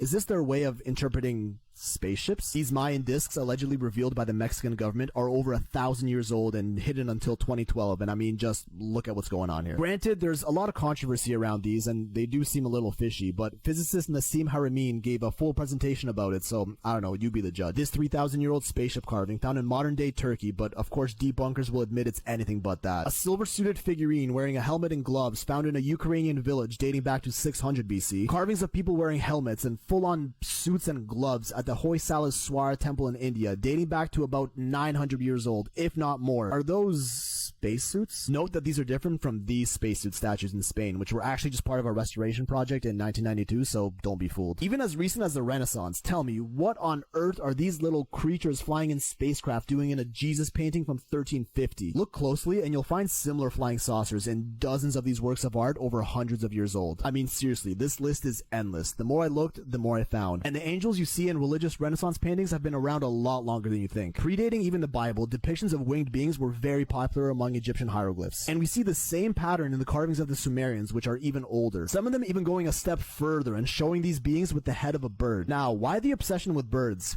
Let me finish you off with this thought. If some primitive civilization were to come into contact with something they can't explain with their current understanding of the world, don't you think they would describe that thing in terms they can understand? So if they were to witness some sort of being coming down from the sky, the only thing they know that are airborne are birds. So naturally they would associate that being with a bird. Far-fetched yet plausible explanation of the popularity behind bird-like gods among these ancient cultures, which leads us to their creation myths. And yo, listen, pretty much every single one of the world's ancient civilizations have the same story of how we came to be. Okay, I know this was a lot, but I just couldn't believe what I found out about these stories, so I have to save this for another video. Hey, I gotta tell you, I might not be around for very long, Jimmy boy. Footage. What he and Commander Rutledge found in the 3-mile-long ancient craft on the back dark side of our moon. So what is the discussion in detail back in 1976 between you and Commander Rutledge about this extraordinarily beautiful Polynesian-looking preserved female in one of the cockpit chairs. Neither of us could understand how could she possibly be that well preserved. And what is it that you're looking at first? Her skin was all intact, and she was wearing clothing, a dress of some sort, possibly a jumpsuit type of thing. And it seemed to be very much intact, no deterioration at all to speak of. What about those tubes on her face? Well, William Rutledge believed that they had to do with controlling the spaceship. That those tubes on her face were controlling from her mind this huge 3-mile-long craft, and she was the pilot, and the gray was like a co-pilot? Well, they had a control panel that looks like you put your hands on it. And apparently the controls, the ship's computer, interface directly with the pilots. Okay, and we saw that in Roswell. The 6-fingered panels. I've talked with both scientists and military people who have confirmed for me they've had their own hands in those panels from 47. There were 6 fingers on those particular beings. 5 fingers with opposing thumb. So that would match what came down in Roswell. Yes. Did you and William Rutledge then have discussions about those facts, and did you have information from NASA about look for 6-fingered embedded panels as control of the ship? I received practically no briefing because I got there just in the nick of time for the flight. I'm sure Rutledge may have been highly trained and have had those discussions with NASA. We'd guessed that the ship had been there perhaps millennia and maybe longer. I was going to ask you if today, have you learned from any analysis that has been done how old this big, huge 3-mile-long spacecraft, how long has it been there? How old might it be? There have been guesses tossed around that it might be 1 million years old, might have been 100 million years old. I've even heard 1 billion years old. And that this female was still in the pilot's chair, preserved? Absolutely amazing, stunning. How? Technology beyond ours. Extraterrestrial goddess with third eye activated in cryostasis deep analysis, with JetskiChucK, spaceship movement and control, extremely rare footage. Else? What I'm trying to figure out is, are the tubes 2 different people?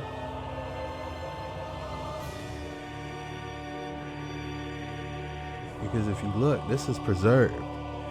Where have we seen this type of preservation before? Oh yeah, I remember now.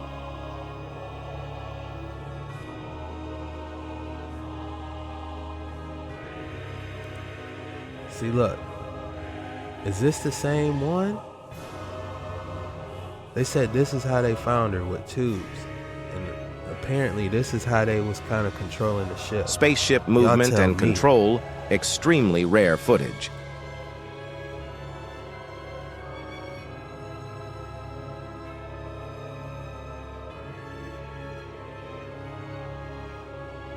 That looks like a completely different woman if we're comparing the two.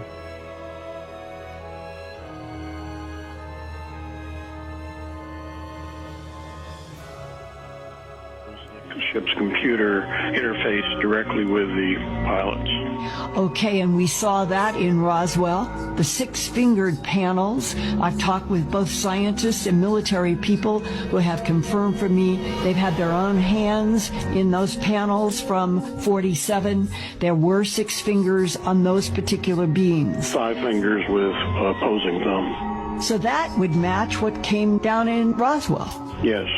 Did you and William Rutledge then have discussions about those facts, and did you have information from NASA about look for 6-fingered embedded panels as control of the ship? I received practically no briefing because I got there just in the nick of time for the flight. I'm sure Rutledge may have been highly trained and have had those discussions with NASA. We'd guessed that the ship had been there perhaps millennia and maybe longer.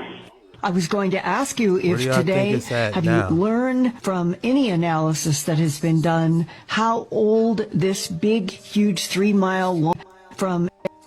Let's go back. We're just trying to analyze. Guess that the ship had been there. We're just trying to analyze that gold scarf, or is that just part of the dress?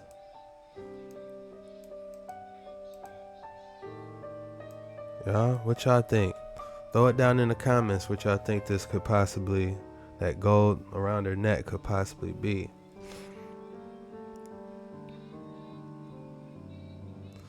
You know, it looks like this footage was a minute ago.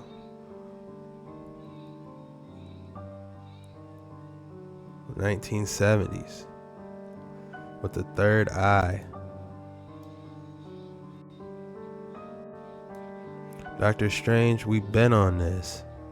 I know y'all seen the new Doctor Strange.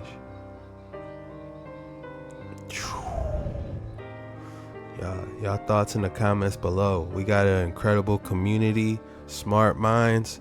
You know, let's talk about it. Let me get you guys' thoughts below. We're gonna keep it moving, man.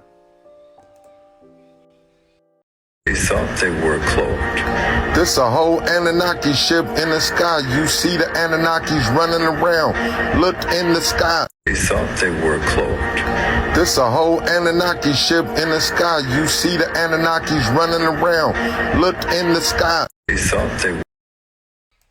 Yeah, man, what they working on? Homie is scooting up there. How come they not in the inside of the ship moving around? Looks like they doing some repairs or something.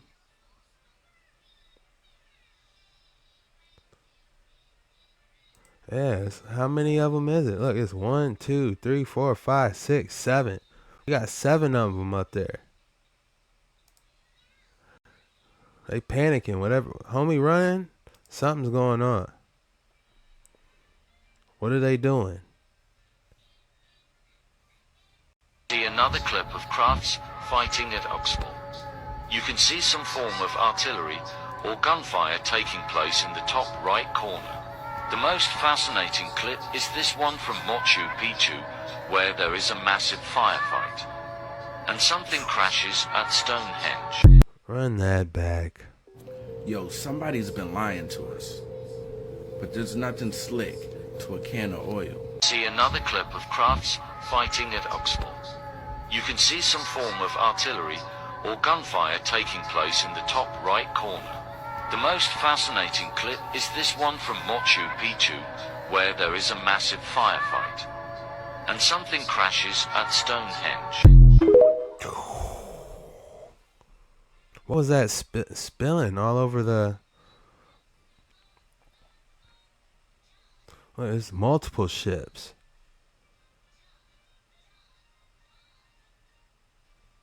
You see multiple things flying. That thing flew by. They're shooting up at it.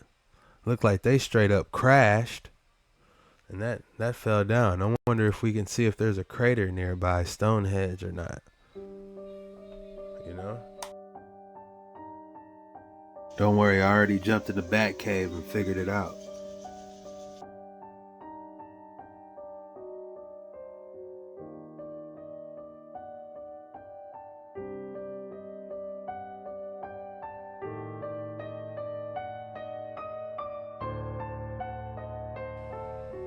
Was that a laptop? Cell phones?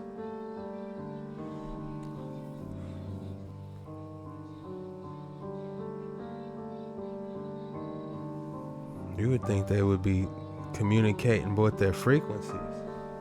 Like their high frequencies that they would be using for communications. What they made, but we know that they were mixing and matching different genes from different animals. So the angels end up creating these abominations. We don't really know exactly what they made, but we know that they were mixing and matching different genes from different animals and creating these abominations. All DNA is now corrupted because of angels. Now, obviously, God was not happy. He proceeds to destroy everything in a worldwide flood. And whether you believe in the Bible or not, a cataclysmic flood did happen. That's a fact. The evidence is literally overwhelming. Now, I've got such a curious question. It says in the Dead Sea Scrolls that they took 200 animals from all species for crossbreeding or whatever. I mean, I would imagine that that would include fish too, right? Marine life? Marine life which doesn't die in a flood? Let me take you on a trip to the deepest depths of the ocean. We still have yet to discover 91% of ocean life. There are fish living so deep in the ocean that we couldn't even get to them. And it only gets weirder and weirder the deeper you go. Now, in Leviticus, Moses literally says that fish in the sea that do not have fins or scales are an abomination to you. An abomination, just like what the fallen angels had created. And that, my friends, is... He might be spitting, because it's a whole different... Name one type of animal that produces its own light, besides like a firefly, that's not beneath the sea. Because if you think about it, those things do look crazy. We all know about the viper fish. We seen it on Nemo.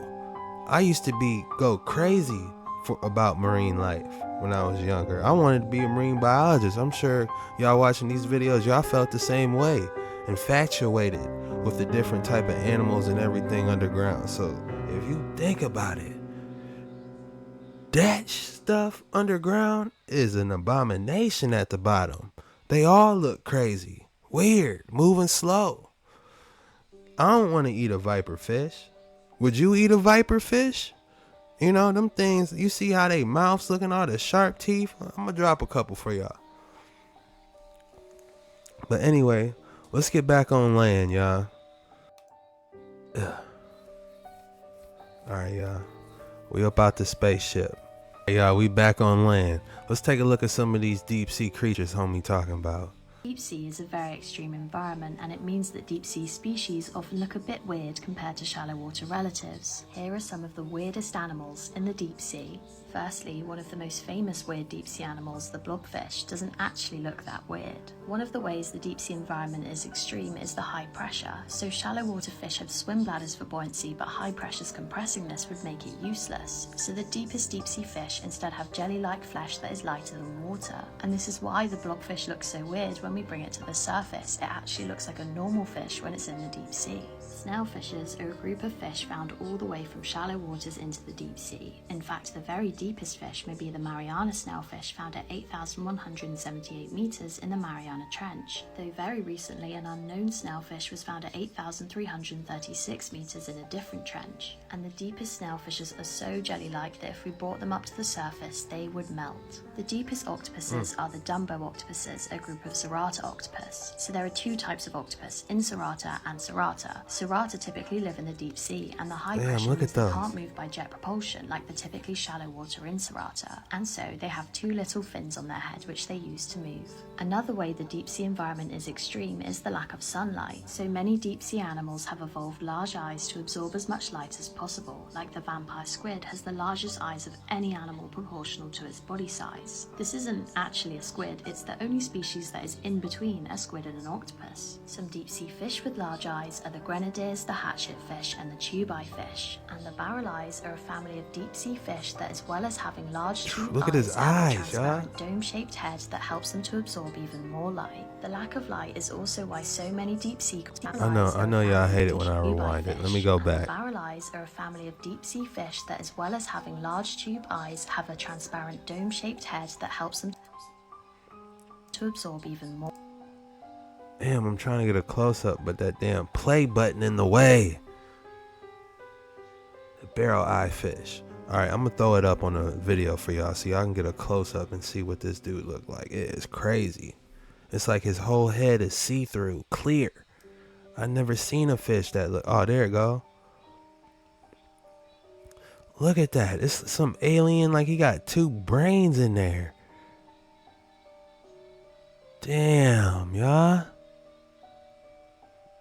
That is interesting. Eyes are a family of deep sea fish that, as well as having large tube eyes, have a transparent dome-shaped head that helps them to absorb even more light. The lack of light is also why so many deep sea creatures are transparent. They don't need pigment to protect them from UV damage, and so you get a see-through like octopus? glass squids, and sea angels. I'm sorry, y'all. Let's see it. So is the lack.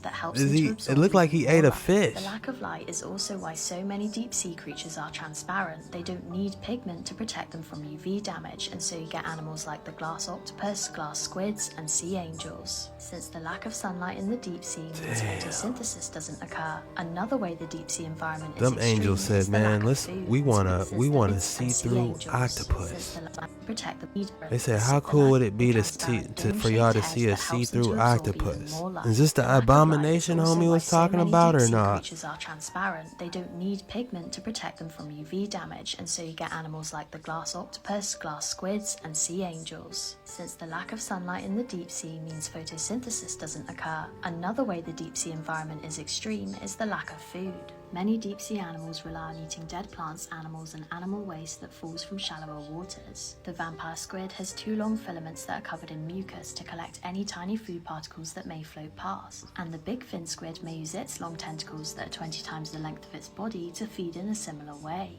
Though you don't get photosynthesis in the deep sea, at hydrothermal vents you can find giant 2-meter worms with no mouth or digestive tract who have a sack of symbiotic bacteria that carry out chemosynthesis for them. Another strategy is to be able to eat bigger prey so that you can eat whatever prey you come across. The gulper eel can inflate its mouth like a balloon to be able to swallow prey much bigger than itself. The black swallower also uses this strategy. Its balloon-like stomach means it can swallow prey up to 4 times bigger than itself. But just because you can doesn't always mean you should.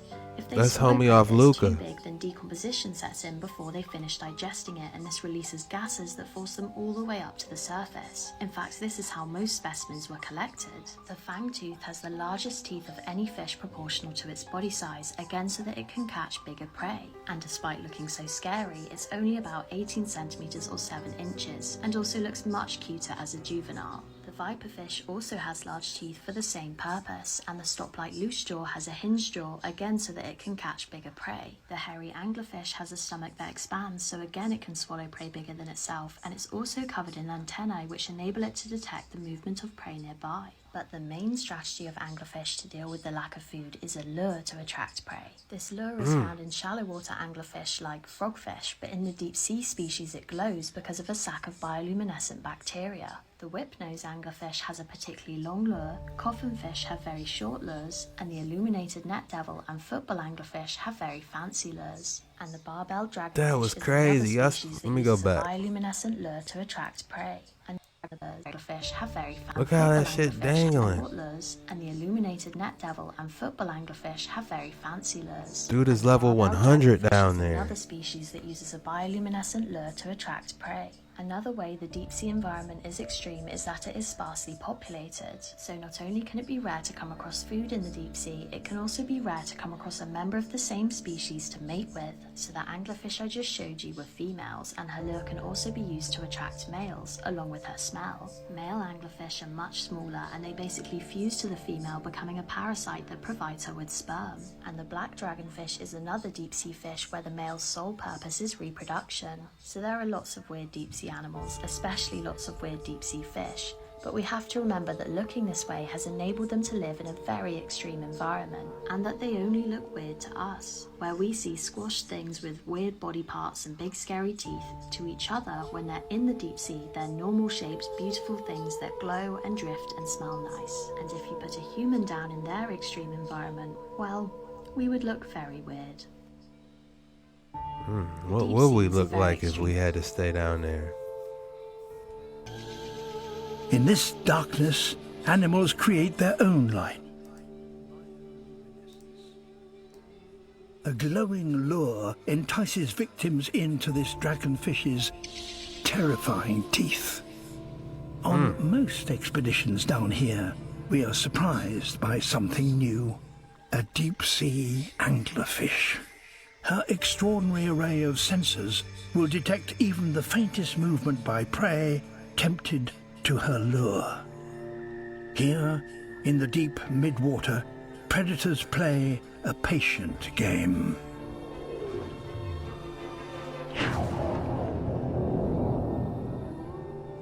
Eventually, we reach the bottom, nearly 1,000 meters down. The deep-sea plains cover more than half the Earth's surface, and yet we know more about the surface of the moon. chimera, an ancient relative of the shark, up to 2 meters long. Why would they name Few it species chimera? of this size can make a living on the barren sea floor. Moving slowly to conserve energy, they use special electrical sensors around their mouths to search for scarce prey buried in the sediment. What is that? What is it doing? This was filmed at 4,000 feet deep. What is that? That is crazy. What is it doing? This was filmed at 4,000 feet deep. What is that? It's doing What its is best, it doing? whatever it's doing.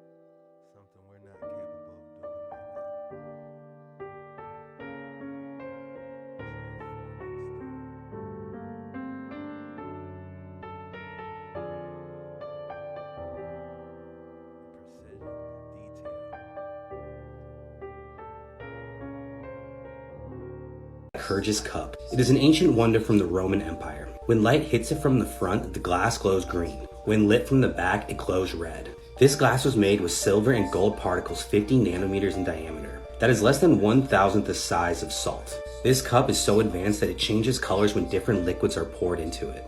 It also changes with different temperatures. It was given to the British Museum in the 1950s by the Rothschilds. I wonder what else they got. Like and follow from Rothschilds.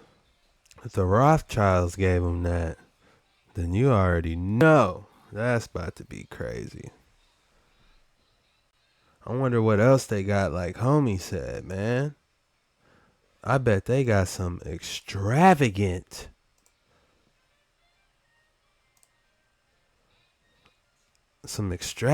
items, y'all. All old, watered down, ancient phones, Wi-Fi technology. This is all old, watered down, ancient technology. Let's get into it. This was an old ass prehistoric phone that the archaeologists found. They estimate this phone to be 800 years old. This is claims from an Alright, y'all, let's dive in a little deeper into this ancient tech. Phones, Wi-Fi technology. This is all old, watered down, ancient technology. Let's get into it. This was an old ass prehistoric phone that the archaeologists found. They estimate this phone to be 800 years old. This is claims from an archaeologist that they have dug up this old ass 800-year-old phone. Then they try to throw you off by saying stuff like, this proves that time travel is real. But if we actually look at the language on the phone, this is ancient Babylonian and Sumerian text that's on this phone, which means this phone is ancient and been around since the pharaohs. Oh yeah, not to mention, they got depictions of Cleopatra holding the phone. They also have hieroglyphs of spaceships, and we all know what this is right here, helicopters. We really haven't evolved or have higher technology than the ancients. All of this shit is old, watered down technology. Please understand that. Of all the things scientists have dug up from the ancient world, this is the one I wish I could make everyone aware of. If I had children, it's the one that I would take them to go see in person. Talk to us. This is the unfinished obelisk in Aswan, Egypt, and you can see the people on it. It's about 140 feet tall. It hasn't fallen on its side, it wasn't buried. It was unfinished, and this is how they used to make them. They would find a good patch of solid bedrock of granite and chisel that thing out by hand. In order to free it from the rock, they would then have to cut holes into the bottom part, and they would slip wedges of wood under there and then soak them in water, and the expansion of the water would crack it free, and then they would have to lift this 2 million pound hunk of rock up and move it to its base, which they've also found a short distance away. As for why I would show this to my children or to anyone interested in the past, is this right here. At some point after months or probably years of working the site, and you can still see the marks from the workers' hand tools, they found a crack in it and had to abandon it. For any great works from a person, from a company, from a civilization, the part that you don't get to see and that you should see is all of this, all of the abandoned attempts, all of the wasted labor, all of the dashed hopes, all of the hours and hours in the hot sun, at the end of which you just had to turn around and walk away. 3,500 years later, it's still there. After all this time, I found one. Ladies and gentlemen, a sulfur ball in the ruins of the city. This has been tested before, and these are almost, very highly pure sulfur. Look at that, look at that. A perfect sulfur ball, just like the Bible says that fire and sulfur destroyed this place. Wow. I'm so glad I found one. Okay, with this piece of sulfur that I managed to find, I'm now going to burn it and see what happens. Here we go.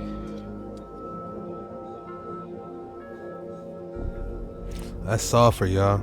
See how it's turning yellow? I bet you it stank like rotten eggs.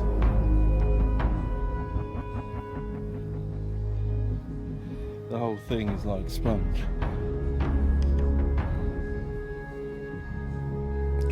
That is not a normal shape. That doesn't look natural at all. Don't look back.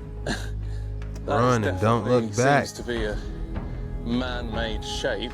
And is this not enough evidence for people to find all of these man-made looking structures, ashen remains, crumble in your hands, in the location where we're told in the Bible as evidence of God's judgment, as described by Josephus, historian, but then also finding circular, almost pure sulfur balls in the middle of the ash, in the middle of the walls and the shapes of the buildings. Is this not enough evidence for us to see that A, the Bible is true, and B, God is a just God, and we need a Saviour?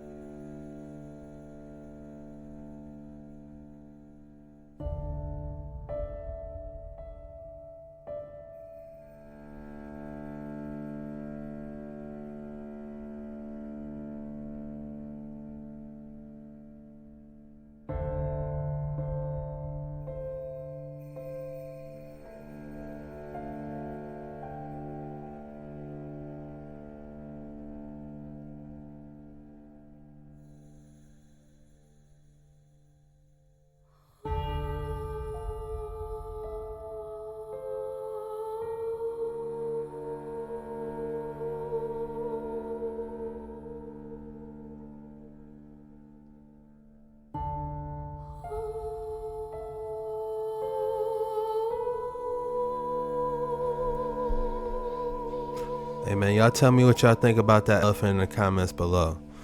Tell me your thoughts. Is that a petrified giant elephant? Did they just carve him up back in the day? Or what? Y'all tell me. Let's keep it rolling.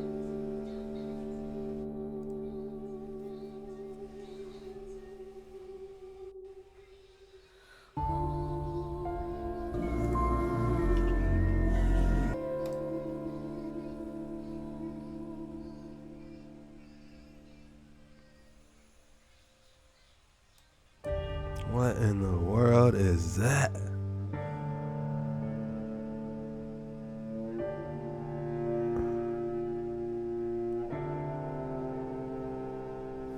What?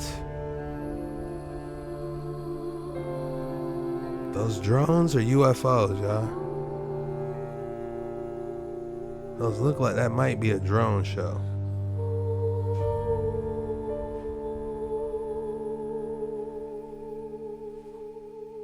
What?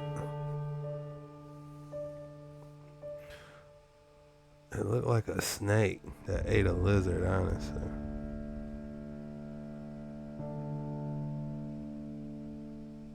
Yeah, that's a snake that ate a lizard.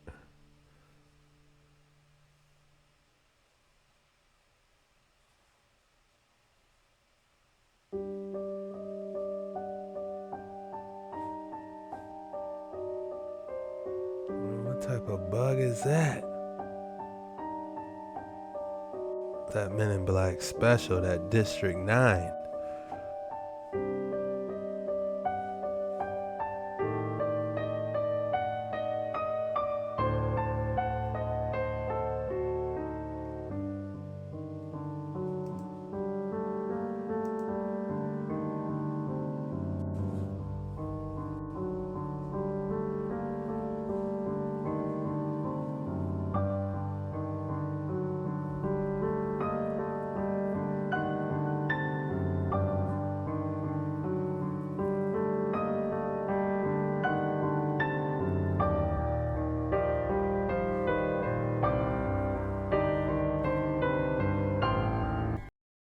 Wait, hold on. What did he just say? From people in the Pentagon that the buzzword in the secret of secrets in the Pentagon is the Sumerian gods are returning, and that's what they're referring to as that whole area that Peter's. Wow! Can you repeat that again, just in case anybody missed it? The buzzword in the Pentagon, in the military circles that are in the know about the cover-up here,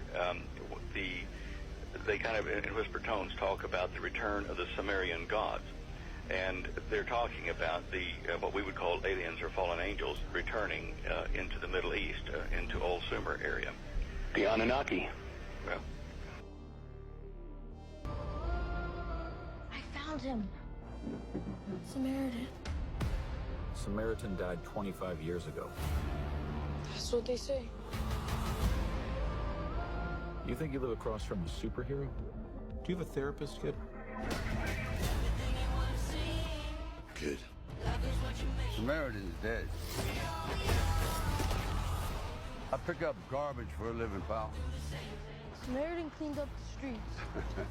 You mind your business, I'll mind mine. To all my chosen ones out there, if you are curious about these deities, this video is for you, especially if you're open-minded. If you are closed-minded and you operate along with other sheeple, this video is not for you. Alright, so according to Sumerian mythology, around 4,500 before consciousness, before Christ, these Anunnaki gods or deities were on planet X or planet Nibiru, or Nibiru, however you want to pronounce it. Mind you, Anu and Kai originated from Anu being the most wise god, most innovative, and the leader of all of them. On top of that, Kai was his wife. Therefore, Anu and Kai mixed together, Anunnaki, the children of the heavens and earth. Their planet was basically, it wasn't flourishing no more. Therefore, it was dying and they needed more gold to get the plantation to flourish and all that. So they needed to find another civilization to do the work for them because they were lazy. Mind you, on these ships, the Anunnaki brought another extraterrestrial race named the Igigi or Igigi, however you pronounce it. So they brought them here to do the work for them by extracting gold from our planet and to make them do the dirty work that the Anunnaki should have been doing, but therefore they did not want to do the labor. Mind you, history repeats itself, so that's the same slavery form that we went through as well and still go through. The Igigi were tired of working for them, and mind you, they stood up and revolted against the Anunnaki, which were giants. Therefore, the Anunnaki was not going for that, so they obliterated the Igigi. Therefore, there was no extract of them anymore. And the Anunnaki were not going to extract this gold, so they needed another race to do the work for them. So Nibiru's ruler, Anu, ordered his son, Enki, to genetically engineer another human race or another civilization to do the work for them. By this, Enki went through many errors and trials. Therefore, the Nephilim came about because these Anunnaki leaders were mating with or interbreeding with humans. But yes, therefore, we have Anunnaki blood and Homo sapiens. So therefore, when Enki was successful, the Homo sapiens came about, and this is where we were able to flourish in the Garden of Eden, or Idaru. And what's crazy, the first man was Adamu. If you translate that to Hebrew, that is Adam. So therefore, yeah. Mind you, they began to like us, but we were still slaves to them. We had to avad or worship our God. So by them doing this, they were ordering us to do what we were told and not procreate so much. But of course, we don't listen. So as us not listening, we were banished from the Garden of Eden, which was our safety city. So many of us were exiled, and this is where jealousy and envy came about. This is not all the information, by the way. There is way more. Planet Nibiru, which means destroyer, or if you watch Marvel, Galactus, came into orbit, which comes into orbit 3,600 years into our solar system. And the Great Doze, or the Great Flood, happened because of this planet. And the gravitational pull was so strong, this is where this flood happened. Like for part 2, man, because yeah. Who were the ancient Sumerian gods? Let me explain. The ancient Sumerians were a civilization that is a topic most Christians won't touch. According to Zechariah Sitchin's translation of ancient Sumerian tablets, the Anunnaki played a direct role in human history, as recorded in the Bible, including the creation of humans and the rise and fall of ancient civilizations in Mesopotamia. The Anunnaki's involvement in human affairs is said to have begun before the Great Deluge or Flood mentioned in the biblical story of Noah. They arrived on Earth approximately 445,000 BC and established their first settlement at Eridu, known as Earth Station 1, or the Edin. Initially, they sought gold in the waters of Mesopotamia, but later discovered larger deposits in the Abzu, believed to be located in the southern African kingdom of Great Zimbabwe. By 400,000 BC, a total of 8 cities, with Nippur serving as the mission control center, had been completed. According to the tablets of creation, the Anunnaki created a primitive worker, Homo sapiens sapiens, by combining Homo erectus and Anunnaki DNA to fulfill their need for a labor force in gold mining. The transition from primitive to modern humans appeared to occur within approximately 40,000 years, a significantly shorter period compared to the gradual progression observed in previous hominid species. The reasons behind this rapid change remain unclear and lack a satisfactory environmental or other explanation. The Anunnaki's involvement with humans continued in the pre-flood cities, where humans served and assisted them. However, the Great Deluge around 12,000 BC led to the destruction of most of these cities and human settlements, marking the end of the olden times, as recorded in the Book of Genesis. After the flood, around 10,500 BC, the Anunnaki established a new spaceport control center on Mount Moriah in the Sinai Peninsula, which would later become the site of Jerusalem. The Mesopotamian and Nile Valley regions were divided between Anunnaki princes Enki and Enlil. To maintain contact with Nibiru, their home planet, a new landing site connected to the main control center was constructed in Egypt. Pyramid-like structures were built in Egypt to serve as beacons for guiding their spacecraft to the new landing site, given the absence of natural topography in the area. However, succession wars between the Anunnaki gods of Egypt, known as the Pyramid Wars, occurred, resulting in the establishment of kingship under Horus and the formation of the first human Egyptian dynasty under Menes after the unification of Upper and Lower Egypt. Anu, the supreme god of the Anunnaki, informed them that the earth was to be inherited by humans, not the Anunnaki.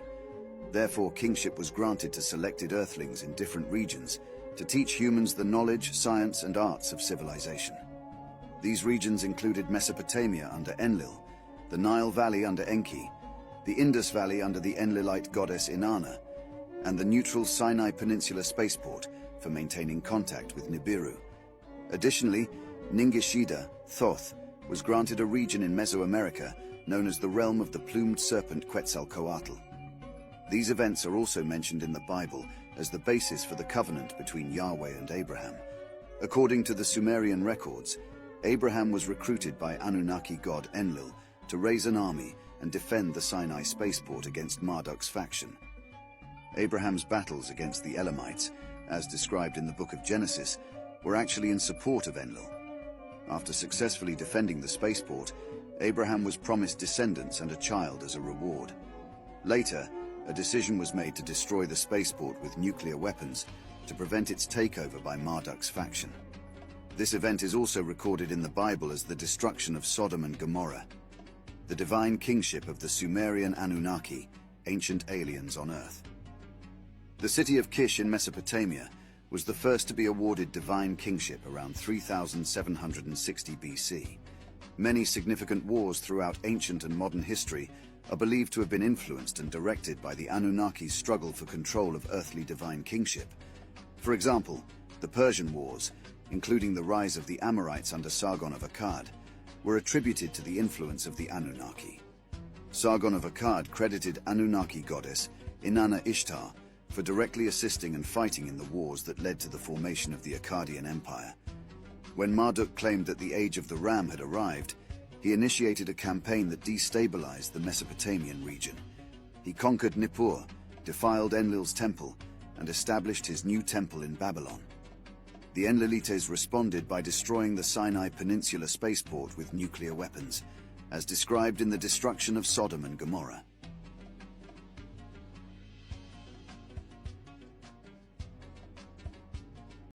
The first ancient civilization that we know of were called the ancient Sumerians. The Sumerians existed over 6,000 years ago, 1,000 years before the Egyptians. They believed in gods called the Anunnaki.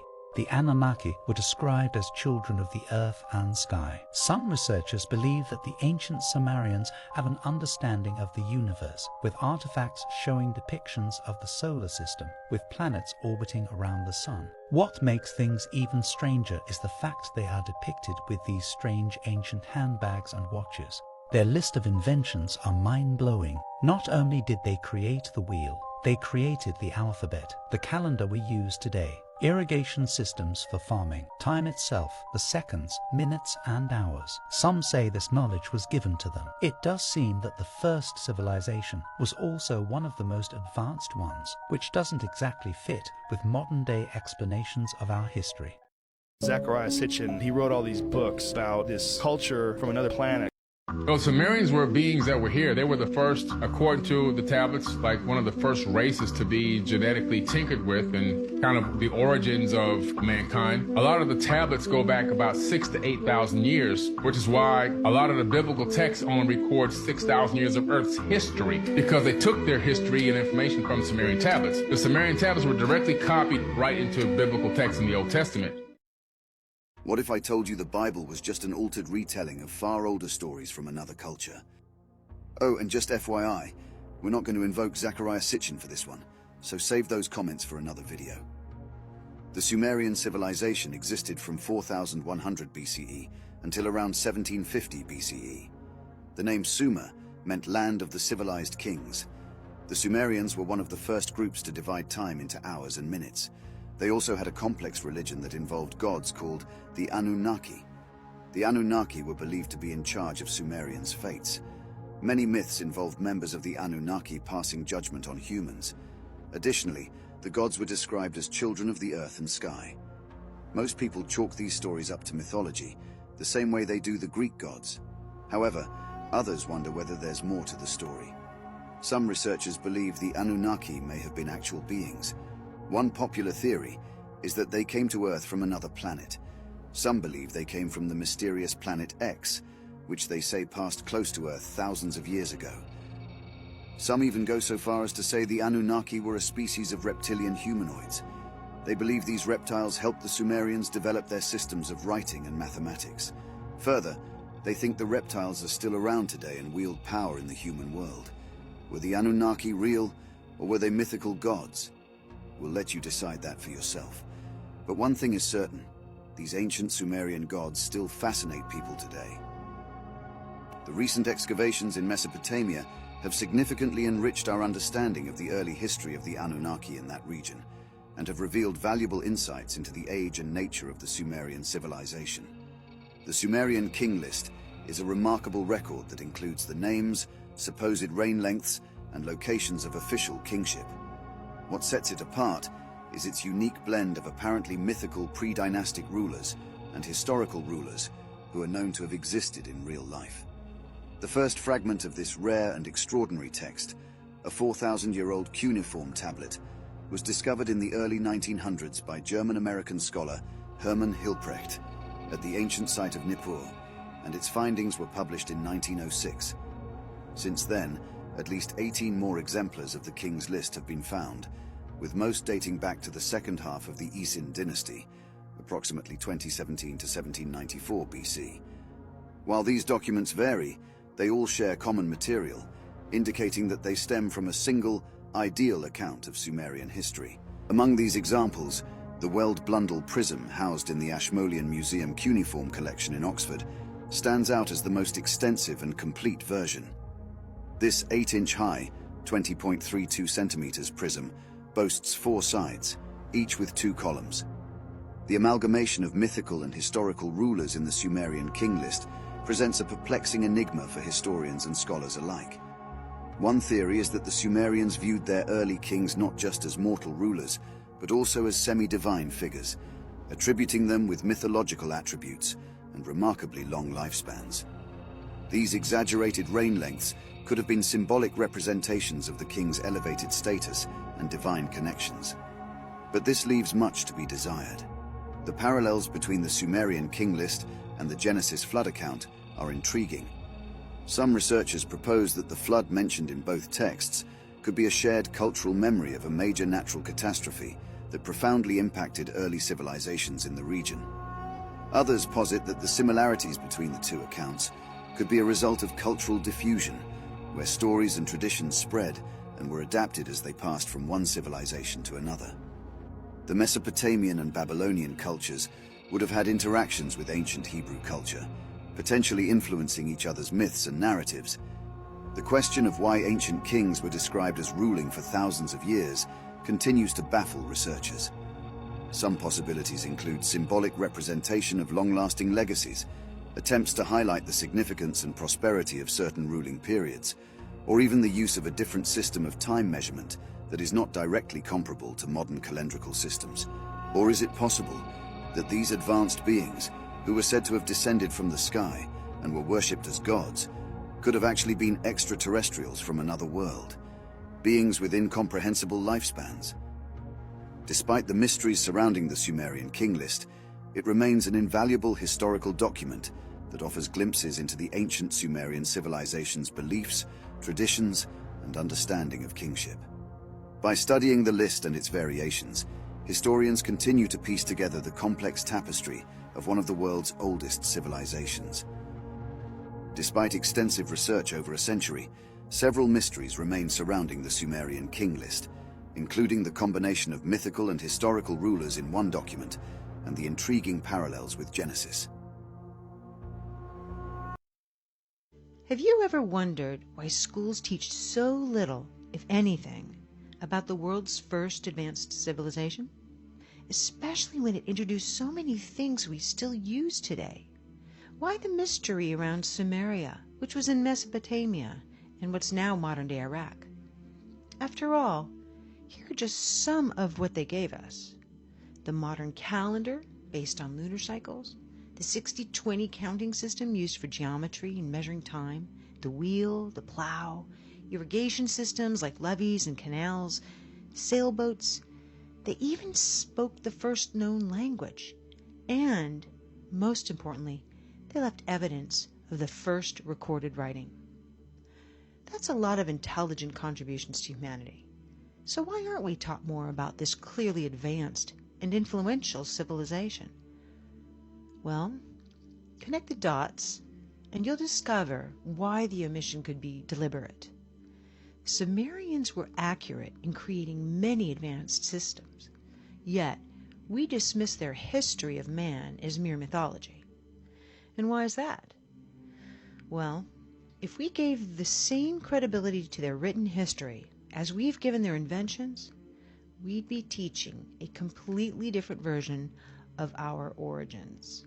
And we'd be thinking a lot more about what our future may hold. So let archaeologists continue to debate the history and evolution of man. If you go to the source, here's what the first civilization ever to record history revealed about our past. In 1849, a British archaeologist discovered 14 tablets in Sumeria. To date, these are the oldest known writings, and they date back to the 24th century BC.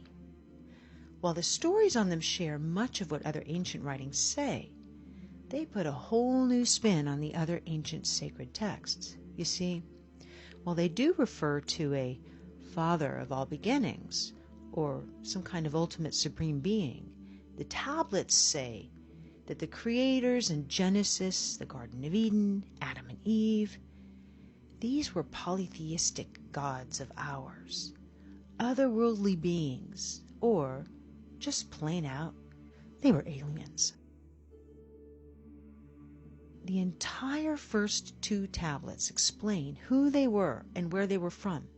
Tablet 3 tells of the 6 days of creation, or settlement, on Earth. Later, they explain how the human race was genetically manipulated by these beings and did not evolve randomly. Even the technology Sumerians gave us came from these beings. Are you interested now in knowing more about what the Sumerians had to say about our history? Here are selected legends from the 14 tablets and their parallels with other ancient sources. According to the Sumerian tablets, 445,000 years ago, creator gods, as they call it, came to Earth. The only inhabitants of Earth were wild and undomesticated animals, and early ancestors of man. These beings were called the Anunnaki, which means those who from heaven to earth came. The Anunnaki inhabited a distant orbiting planet called Nibiru, which only entered our solar system every 3,600 years. They describe Nibiru as many times the diameter of Earth and abundant with iron oxide, making its rivers and lakes appear red. Now, a side note about Nibiru. According to the tablets, Nibiru's atmosphere began to deteriorate and become a hostile place for life, and in order to restore it, the Anunnaki needed one important element for their atmosphere: gold. Now, here are a few interesting facts. There is proof that gold nanoparticles can be used to repair our damaged ozone. It shields radiation, which explains why NASA uses gold foils in their space stations. While NASA is currently aware of 8 official planets in our solar system, there has been much speculation about the wobbly orbit of 2 planets, which points to the likely gravitational pull of a very large mass, which has yet to be discovered. Now, detection of this mass traces back decades, but in October of 2017, NASA published an article called "The Super Earth That Came Home for Dinner," stating, there are now 5 different lines of observational evidence pointing to the existence of Planet 9. If you were to remove this explanation and imagine Planet 9 does not exist, then you generate more problems than you solve. Clearly, there is potential of another planet yet to be discovered in our solar system.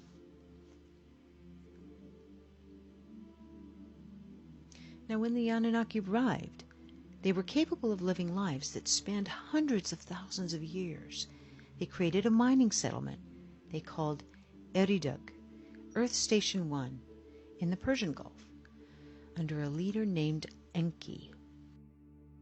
The tablets convey, after a kingship descended from heaven It was an Eridug. These visitors were not alone. They brought another extraterrestrial race with them. They were called the Ajiji, and they worked as their slaves. The Ajiji were considered inferior. They served the Anunnaki by mining gold.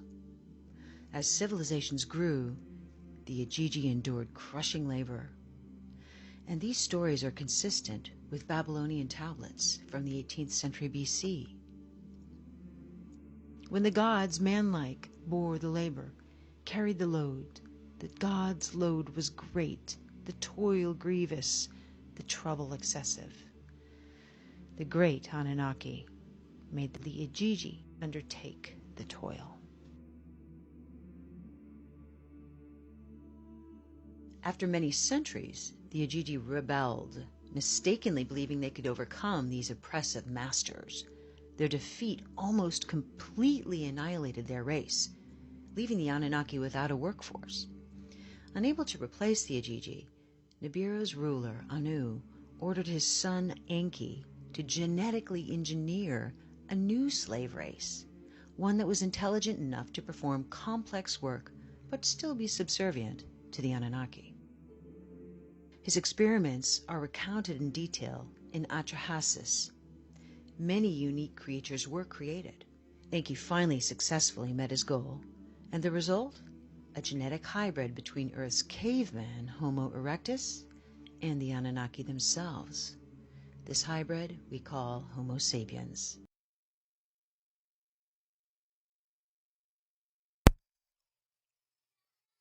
Can't go. You telling me they took Homo sapiens, some aliens took Homo sapiens and regular humans and made regular humans? No, I'm not going.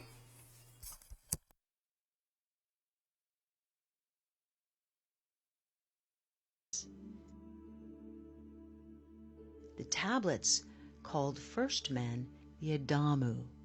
In Hebrew, Adam means man. The Anunnaki put the Homo sapiens to work in the mines and elsewhere in Mesopotamia. The Semitic word avad, or worship, literally means work for. Hence, early men had no choice but to worship their gods. According to the pictographs and texts, these Anunnaki, who we know lived many centuries, were giants compared to the Homo sapiens.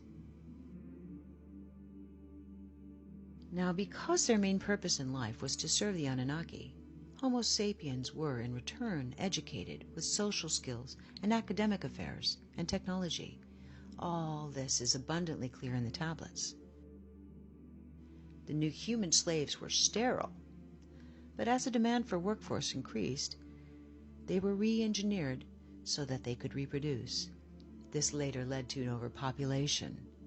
So later, many humans were banished from the safety of their cities, giving rise to the story of the Garden of Eden and the story of banishment from paradise for procreating. As humans evolved to become more intelligent, some Anunnaki leaders bred with these humans. The children which resulted from these forbidden unions between races were called the Nephilim, or giants of old. Into darkness, and opening the desert which is in Judea, cast him in there. Throw upon him hurled and pointed stones, covering him with darkness. There shall he remain for. Again the Lord said to Raphael, bind Azazel hand and foot, cast him into darkness, and opening the desert which is in Judea, cast him in there. Throw upon him hurled and pointed stones, covering him with darkness. There shall he remain forever. Cover his face, that he may not see the light. And in the great day of judgment let him be cast into the fire. Restore the earth, which the angels have corrupted, and announce life to it, that I may revive it. All the sons of men shall not perish in consequence of every secret, by which the watchers have destroyed, and which they have taught their offspring. All the earth has been corrupted by the effects of the teaching of Azazel. To him therefore ascribe the whole crime. To Gabriel also the Lord said, go to the biters, to the reprobates, to the children of fornication, and destroy from among men, bring them forth, and excite them one against another. Alright, yo, we have actual subtitles. These are the actual subtitles of the workers that found the statue. Разрыли экскаватором. Такую, ну я скажу, эмоции просто не рассказать. Душа куда-то аж упрыгивает. Look at bro's face. It's accepting it is what it is. You know, the great detail, the cloth. Man, this is extremely interesting. Не знаю, конечно, не описать. Это просто не рассказать, почему так. Что это такое? Ну там сейчас на вертолете прилетят все эти дела. И вот пока не приехали все эти товарищи, мы вот тут с ребятами вырвались. Ребята, это вообще трындец. Какие эмоции. Андрей, Денис, сними меня. Андрей, Денис, ребята, это все эти дела. И вот пока не приехали все эти товарищи, мы вот тут с ребятами Look at the detail. Вырвались. Ребята, это вообще... I wish they would have touched it to see if that's like an actual cloth or, you know, if it flaps or if that's actually hard and just very good detail. Какие эмоции? Андрей, Денис, сними меня. If you're just now jumping into this, you don't know what's going on. These workers found this in the middle of nowhere. And it's up to you to think if it's a fallen angel or not. Dang, what is this? What type of portal?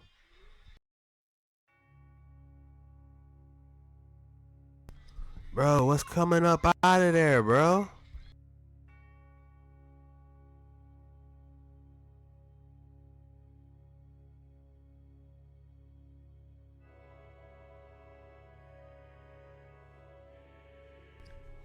Dang, what type of Stargate portal is this?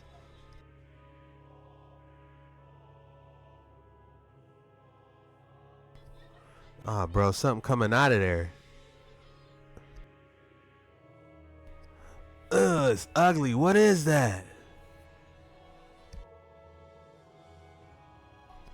Of course they got a camera that ain't working.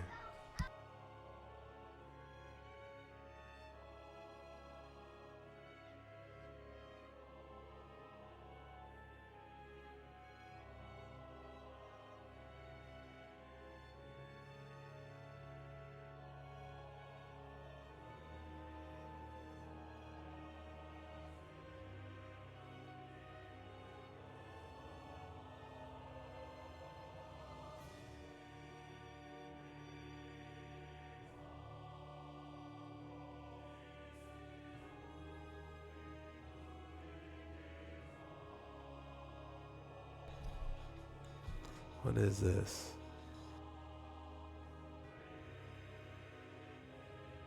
What is this artifact?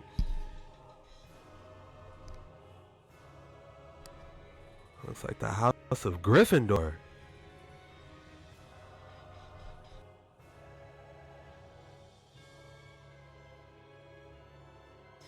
Man, what is that?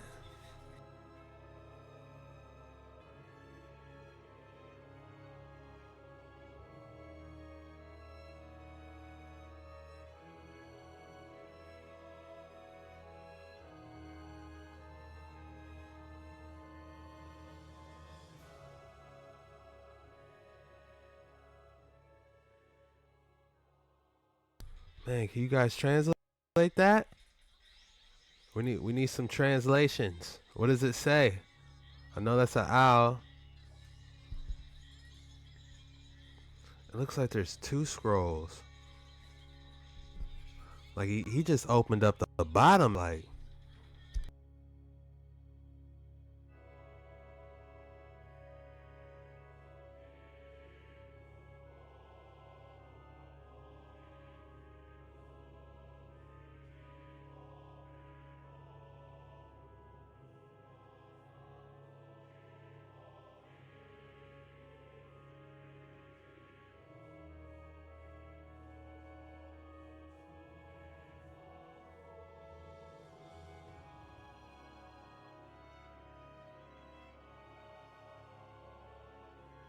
Can anyone figure out that first animal? Looks like we got an owl, a monkey, a bird, and a lion.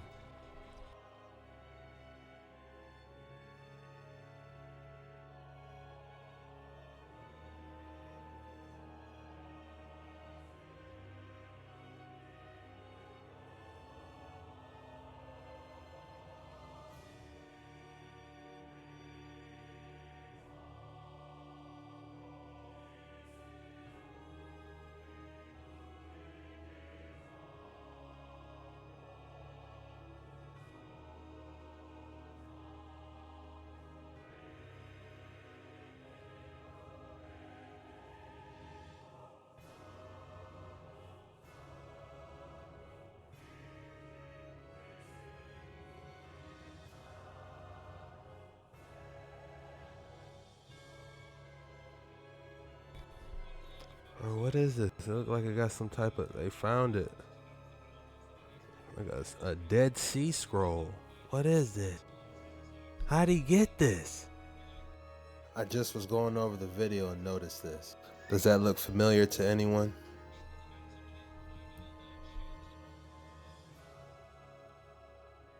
Open it up, bro. Why they don't have gloves is beyond me. Maybe they're used to touching these artifacts, or maybe they think it's a privilege, I don't know.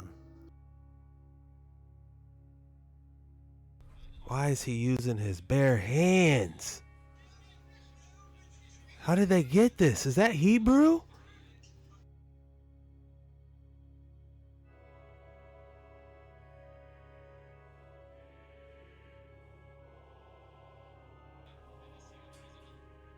Y'all, we need... What does it say, y'all?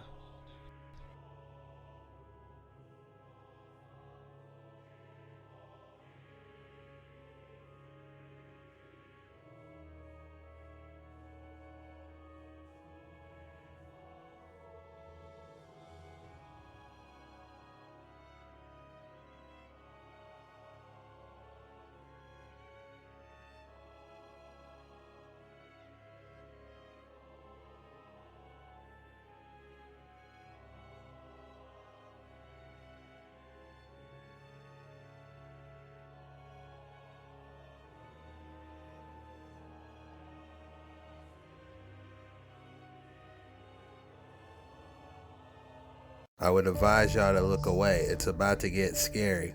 Just click through this part. I'll give you 3 seconds. 3, 2, 1.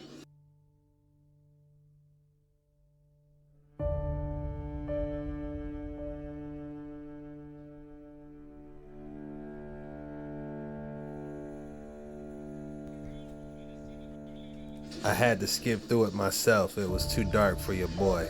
You can jump in the comments and talk about what you've seen if you want.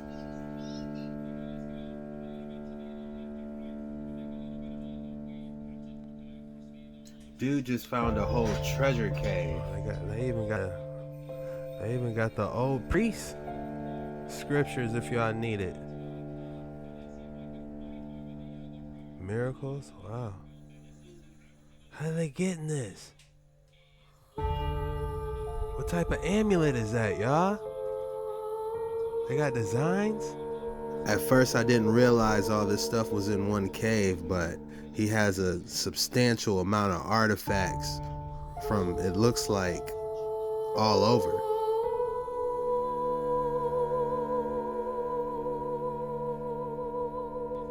Bro, it looked like they found somebody's collection. Y'all saw that?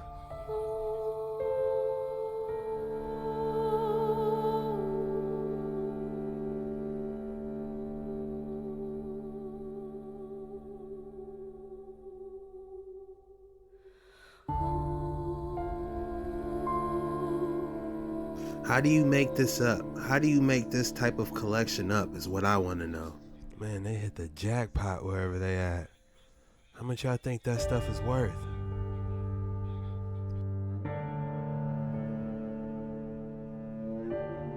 Bro, you can't make this stuff up. Is this real or not? JetskiChucK, believe it or not.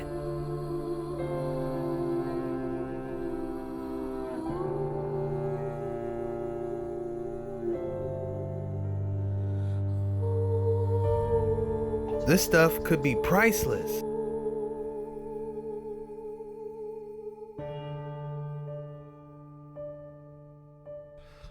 Bro, let me go back to that turquoise amulet. I want that. That kind of looked like something similar to what he had on Ace Ventura.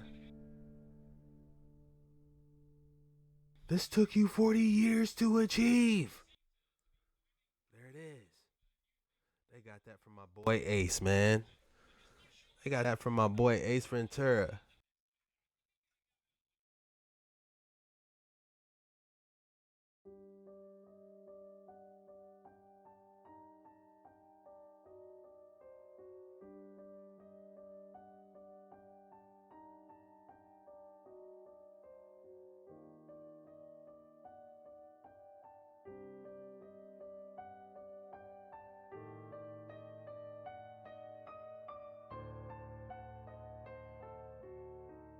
I wonder if they still got the wine inside.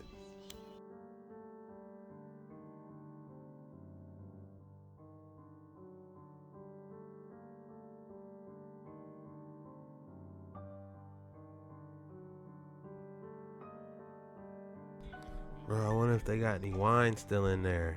Some of that Egyptian OG wine. I didn't peep this at first, but those are staffs.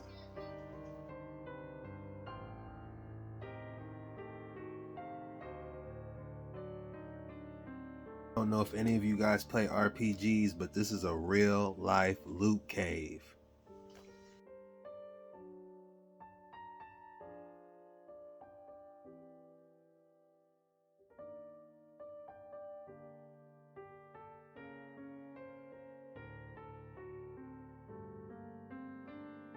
What? There's stuff in there, y'all.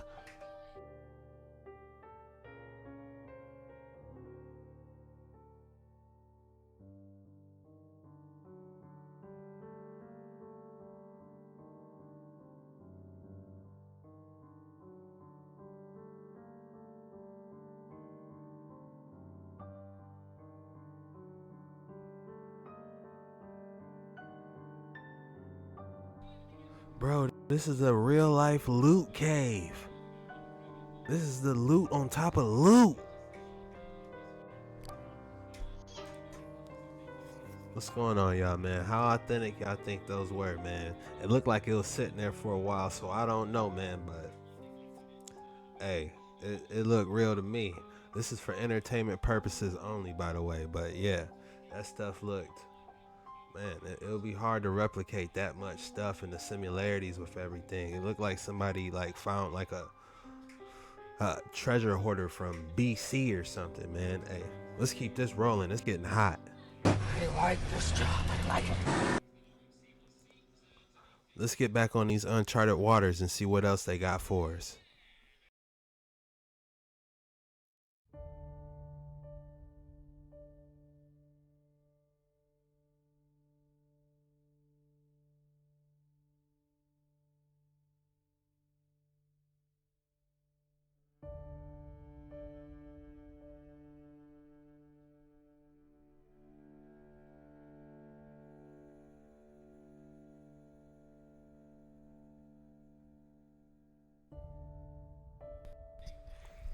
Y'all, it says wanted item from the black market. What is it about to do?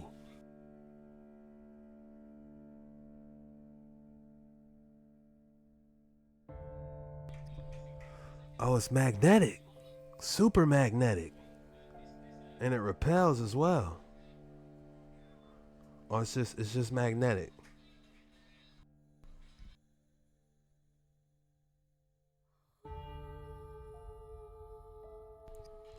Bro, it's a battery?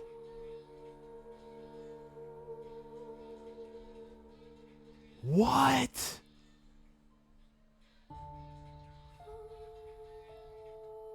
Yo, hit that like and subscribe button. Y'all see this? This ancient tech. Entertainment purposes only.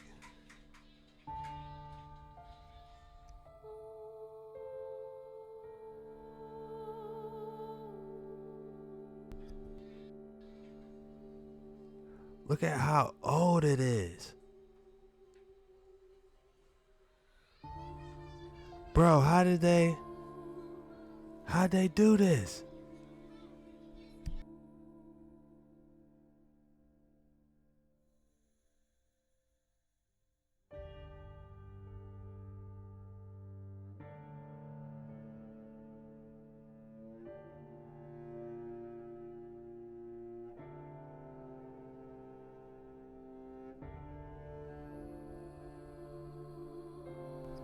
Bro, look how bright that light is too, man. It's not some skimpy power either. That's full charge.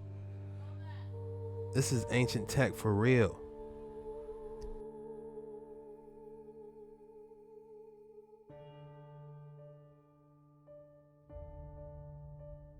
This part of the video gets dark, so if you want to fast forward, now's the time. I'll give you 3 seconds. 3, 2, 1.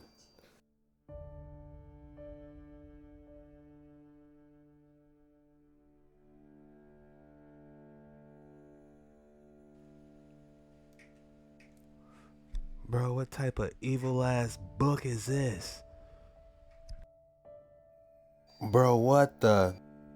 It is stated that Solomon knew the language of the birds and had control of the wind, animals, and demons.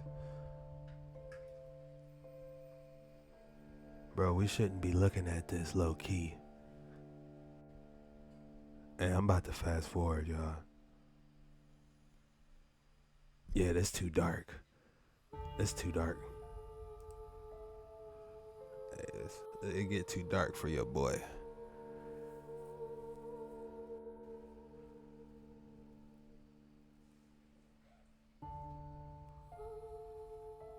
Bro, what is this?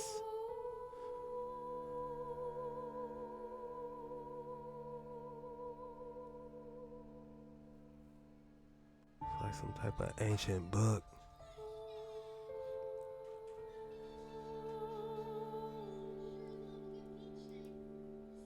Hey, this part it get dark, so I'm giving y'all some time to fast forward, man. I don't know what type of alchemy they working on, but I don't got a good feeling about it. As my boy Chucky always used to say in Rugrats.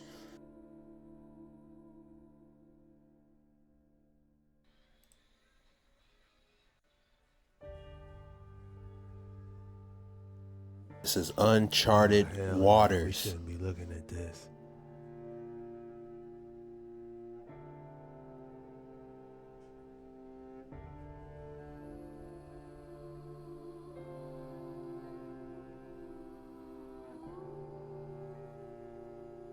What is going on?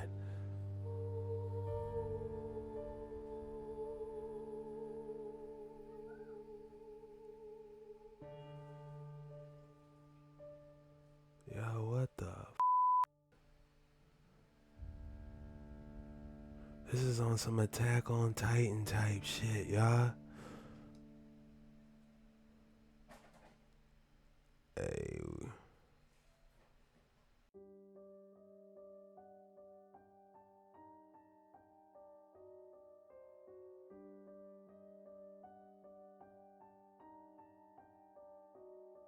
Bro, that looked just like a regular moon ring to me.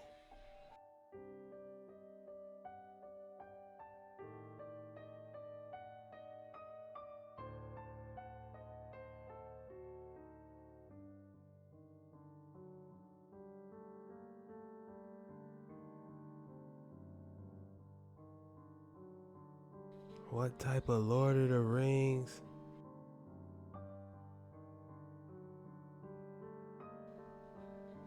What is this, chat? Did it just move? What?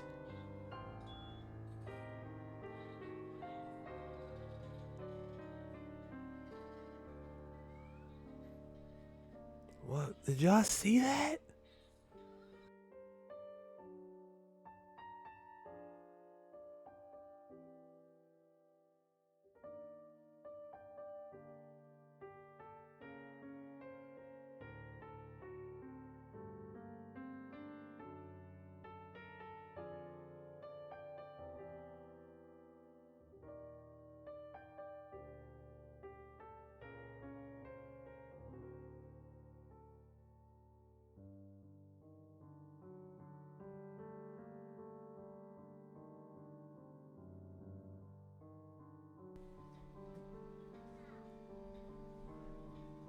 Something. Did he spin it?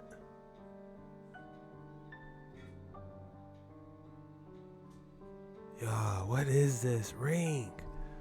What type of Lord of the Rings?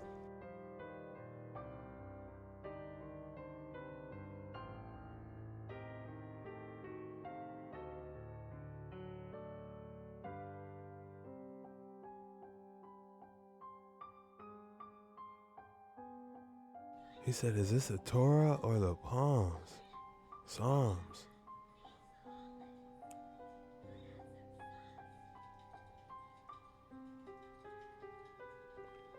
Wow. The craftsmanship on that.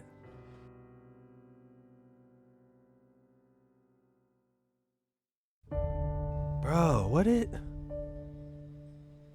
how is he finding these? Can y'all decipher any of this?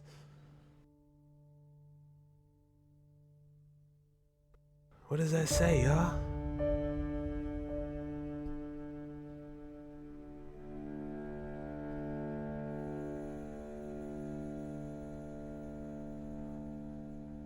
Can y'all read that? Uh-oh, we got some more ancient tech.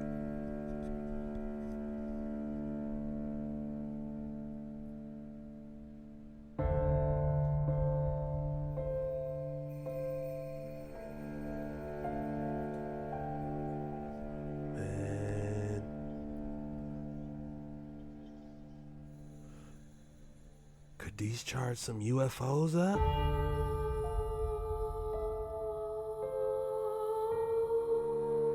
What type of fallen tech is this?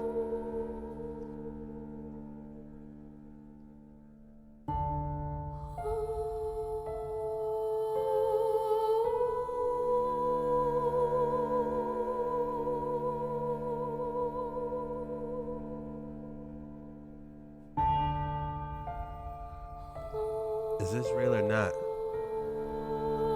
Put it in the comments.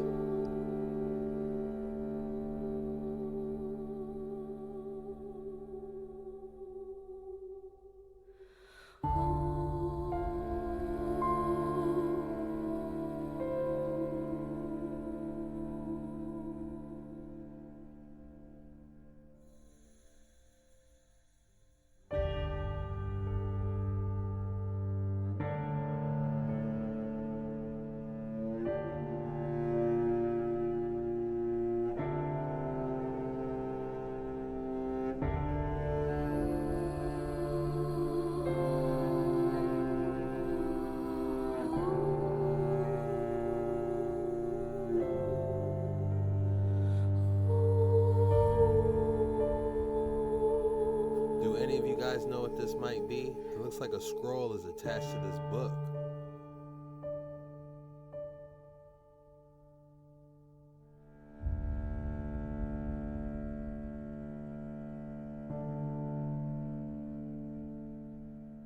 It appears to be some type of ancient scroll, but the scorpion on it has me worried a little bit.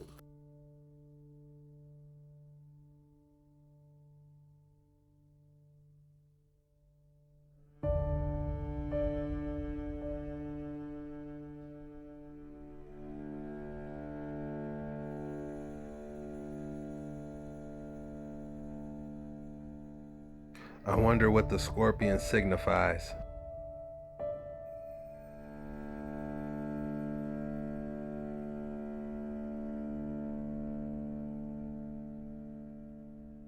You know, when I first saw this, I was baffled. I'm curious to your guys' thoughts on this one.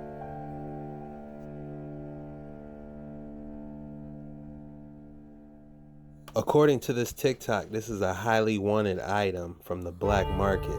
It seems it is turning water into red mercury and it's making a Coke bottle bust. I don't know what type of black magic this is, but y'all tell me. If you have a scientific explanation, I'm sure we all would love to hear it in the comments. For entertainment purposes, of course. I slowed the original video down. Maybe we can spot something getting shot at it or something. Or it could be just an implosion. But that does bring the question, what benefits could someone get from red mercury, owning red mercury? Especially an unlimited supply of it. According to the history books, the first ancient civilization that we know of were called the ancient Sumerians. The Sumerians existed over 6,000 years ago, 1,000 years before the Egyptians. They lived in a place called Mesopotamia, a historical region which includes present-day Iraq and parts of Iran, Kuwait, Syria, and Turkey, and they refer to themselves as black-headed ones, or black-headed people. They believed in gods called the Anunnaki. The Anunnaki were described as children of... Oh man, are you ready for this one? I don't think you're ready for this. Let's talk about the Pleiadians. So the Pleiadian aliens are a benevolent species of extraterrestrials that do visit Earth quite frequently, and they look similar to humans actually, but they're 6 to 14 feet tall. These guys are very peaceful, they love humans, and they're transmitting messages through human channels to help us bring our world to world peace. And a lot of people asked in my last video about the Arcturians about why alien species don't just land here and fix all of our earthly problems. And the answer to this is because if you watch the movie Star Trek, the prime directive, right, that is basically there's no interference with other worlds, you know, and that's exactly what we have in our galaxy here. There's benevolent aliens, there's negative aliens that have negative agendas, but they have a prime directive, which is a law that they created where they can't interfere with human affairs in any way. So even though they want to help us evolve, they can't necessarily just land here overnight and, you know, tell us exactly what to do in order to reach, you know, their level of consciousness. They can only help push us in the right direction by sending us telepathic messages, you know, maybe abducting us one at a time and giving us, you know, downloads of information through our consciousness. So they're kind of healing our planet from the inside out, which is really cool. And there's a lot of humans who actually channel these Pleiadians, but this lady in particular channels a Pleiadian named Saya, who says that Pleiadians are enlightened beings who believe that the end of the Mayan calendar will signal a critical leap in human evolution. The Pleiadians will be there to guide us for that leap, and that's happening right here and right now. So it's super exciting. These Pleiadians have been around for a long time. Some people believe even as long as the ancient Egyptian times. But during the 1950s, many contactees, especially those in Europe, claimed encounters with the beings fitting the description of these Pleiadian Nordic-looking like aliens. If you guys want to learn more about the Pleiadians, I highly recommend checking out this book right here, The Pleiadian Agenda. This giant 7-foot-tall Palladian man came into my room and he says, "Hi, Elizabeth. I want to personally invite you to a meeting that the Galactic Federation is having." And so I said, "Okay." And he says, "All right, follow me." All of a sudden, we're going to the moon. We actually went inside the moon. Inside the moon are all these seats, kind of like a giant stadium. And in all of these seats are hundreds of thousands of interdimensional beings from all over the universe. There's weird gray beings, there's insectoid beings, there was also tens of thousands of astral bodies that were also just floating around the room. 70% of ancient artifacts that exist that connect to the Egyptians, the ancient Egyptians, I should say, the ancient people of Kemet, really, the ancient Sumerians from Mesopotamia, the ancient people throughout Turkey and Syria and all these places, and even down into the parts of the Americas and South America, which used to be Mesoamerica. Most of them have a depiction of the Pleiadian star system etched into the actual stone or scripture or writing or artwork or whatever's been left behind. And then you look at the Aboriginals, their verbal handed down history for thousands of years. I went for a walkabout in Australia. The Pleiadians. It's pronounced a lot of different ways.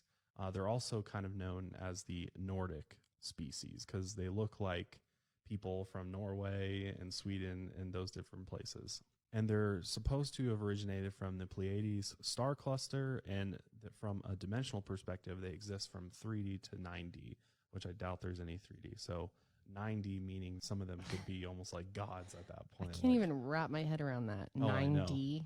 I know. But as far as their evolution goes, they supposedly evolved millions of years ago as one of the early races of what we would call humankind. And they're one of the first forms of humanoids, really. I mean, they've been around far longer than we have. And some have said that their DNA have been used in order to develop many human beings in this universe.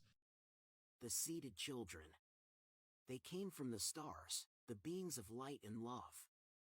They called themselves the Pleiadians, and they had a mission to seed a new humanity on Earth. They chose a few select humans who had the potential to awaken to their true nature and infused them with their DNA. These humans became the parents of the seeded children, the hybrid offspring of two worlds. The seeded children were different from the rest of humanity. They had abilities and gifts that others could not comprehend. They could sense the emotions and thoughts of others and communicate telepathically. They could heal with their touch and manipulate energy with their intention. They could see beyond the physical realm and access higher dimensions of consciousness. They were the bridge between the Earth and the Pleiades, the ambassadors of a new era. But they also faced many challenges and dangers. They were misunderstood and feared by those who did not share their vision. They were hunted and persecuted by those who wanted to exploit their power. They were lonely and isolated by those who could not relate to their experience. They had to hide their true selves and conform to the norms of society. They had to balance their human and Pleiadian aspects and find their purpose and identity. The seeded children were not alone, however. They had each other, and they had their Pleiadian guides. They could connect with their star family through dreams, visions, and meditation. They could receive guidance, support, and encouragement from their cosmic mentors. They could also find allies and friends among the humans who were awakening to the truth and joining the global shift. They could form communities and networks of light and share their wisdom and love. One of the telltale signs that a person is Alright, is they will have a this is, I have to shave. Okay, you don't want any monkeys in the runaway, of course. I'm joking. Monkeys. It's okay, I'm joking. Pleiadians are gods, they're not aliens. So This is the Pleiadian Codex and what their culture looks like. The Pleiadians have an interesting way of seeing the world, as their views and cultures very much centered around light. Trust, truth, and unconditional love is a daily practice for them, as they know that love interacts with every particle within the universe. And this is now known to be sort of like a scientific fact. These beings are egoless, with the understanding that they are small fragments or slivers of source that are part of the greater universe. They will even astral travel to places like the Sphere of Souls, where they can interact with other souls that have had similar journeys or lifetimes in the physical. By the Pleiadian Codex, love is the key to everything, and it is the core of their culture. They are love, and love is them. And they live in unison with the superconsciousness, which basically created the entire universe. These beings are the founders of the Galactic Ambassador Starseed program, which is having volunteers from around the galaxy incarnate on less developed planets to basically help them from the inside. And this program has been lasting for a few million years now within our galaxy. The Pleiadians want you to remember that you are a soul incarnated in a human body to have a human experience. So no matter who you come across, positive or negative, they are also fragments of the universe or source consciousness, just like you. And this is how you unconditionally love, because you understand they are you. Love should never be conditional. So if you ever hear anybody say, I will love you if you do this, or God only loves you if you do this, they are wrong, because love is unconditional, and source and the intentions of the super consciousness is love and purity, basically. Next video will be the Anunnaki Codex, and we finally released our Cyber City, the Galactic Federation Command Center. So if you want, join that Discord server, and all of us will be there, and I'm so excited for the stuff we're going to talk about. So join that and I'll see you there. Truth about aliens. These are currently all the alien species that are living on this planet. And for the people that are like, nah, bro, aliens don't exist, bro. No way. Aliens cannot live on this planet, bro. Only we're here, bro. How come we don't see none of? Alright, man, that's enough Pleiadian. Y'all got it, man. Pleiadian, Anunnaki, y'all can have it, man. Please, that's about as much as your boy can take, man. Don't be diving too much into this for entertainment purposes only. Do your own research and keep your head on a swivel because it's dark waters, man. People can say any damn thing, Man. Seek salvation through the Son. Repent, man. You can't get powerful. There is no you about to explode and, become this all popular. There's nothing new under the sun. We can't go past the sun. So all this Vector 9, Starship Trooper 9, Nibiru, man, cut it out, man. I'm not going, man. I'll see y'all in the next one. It's your boy JetskiChucK. We on these dark waters. We don't stop. We always gonna be on these dark waters. Let's go.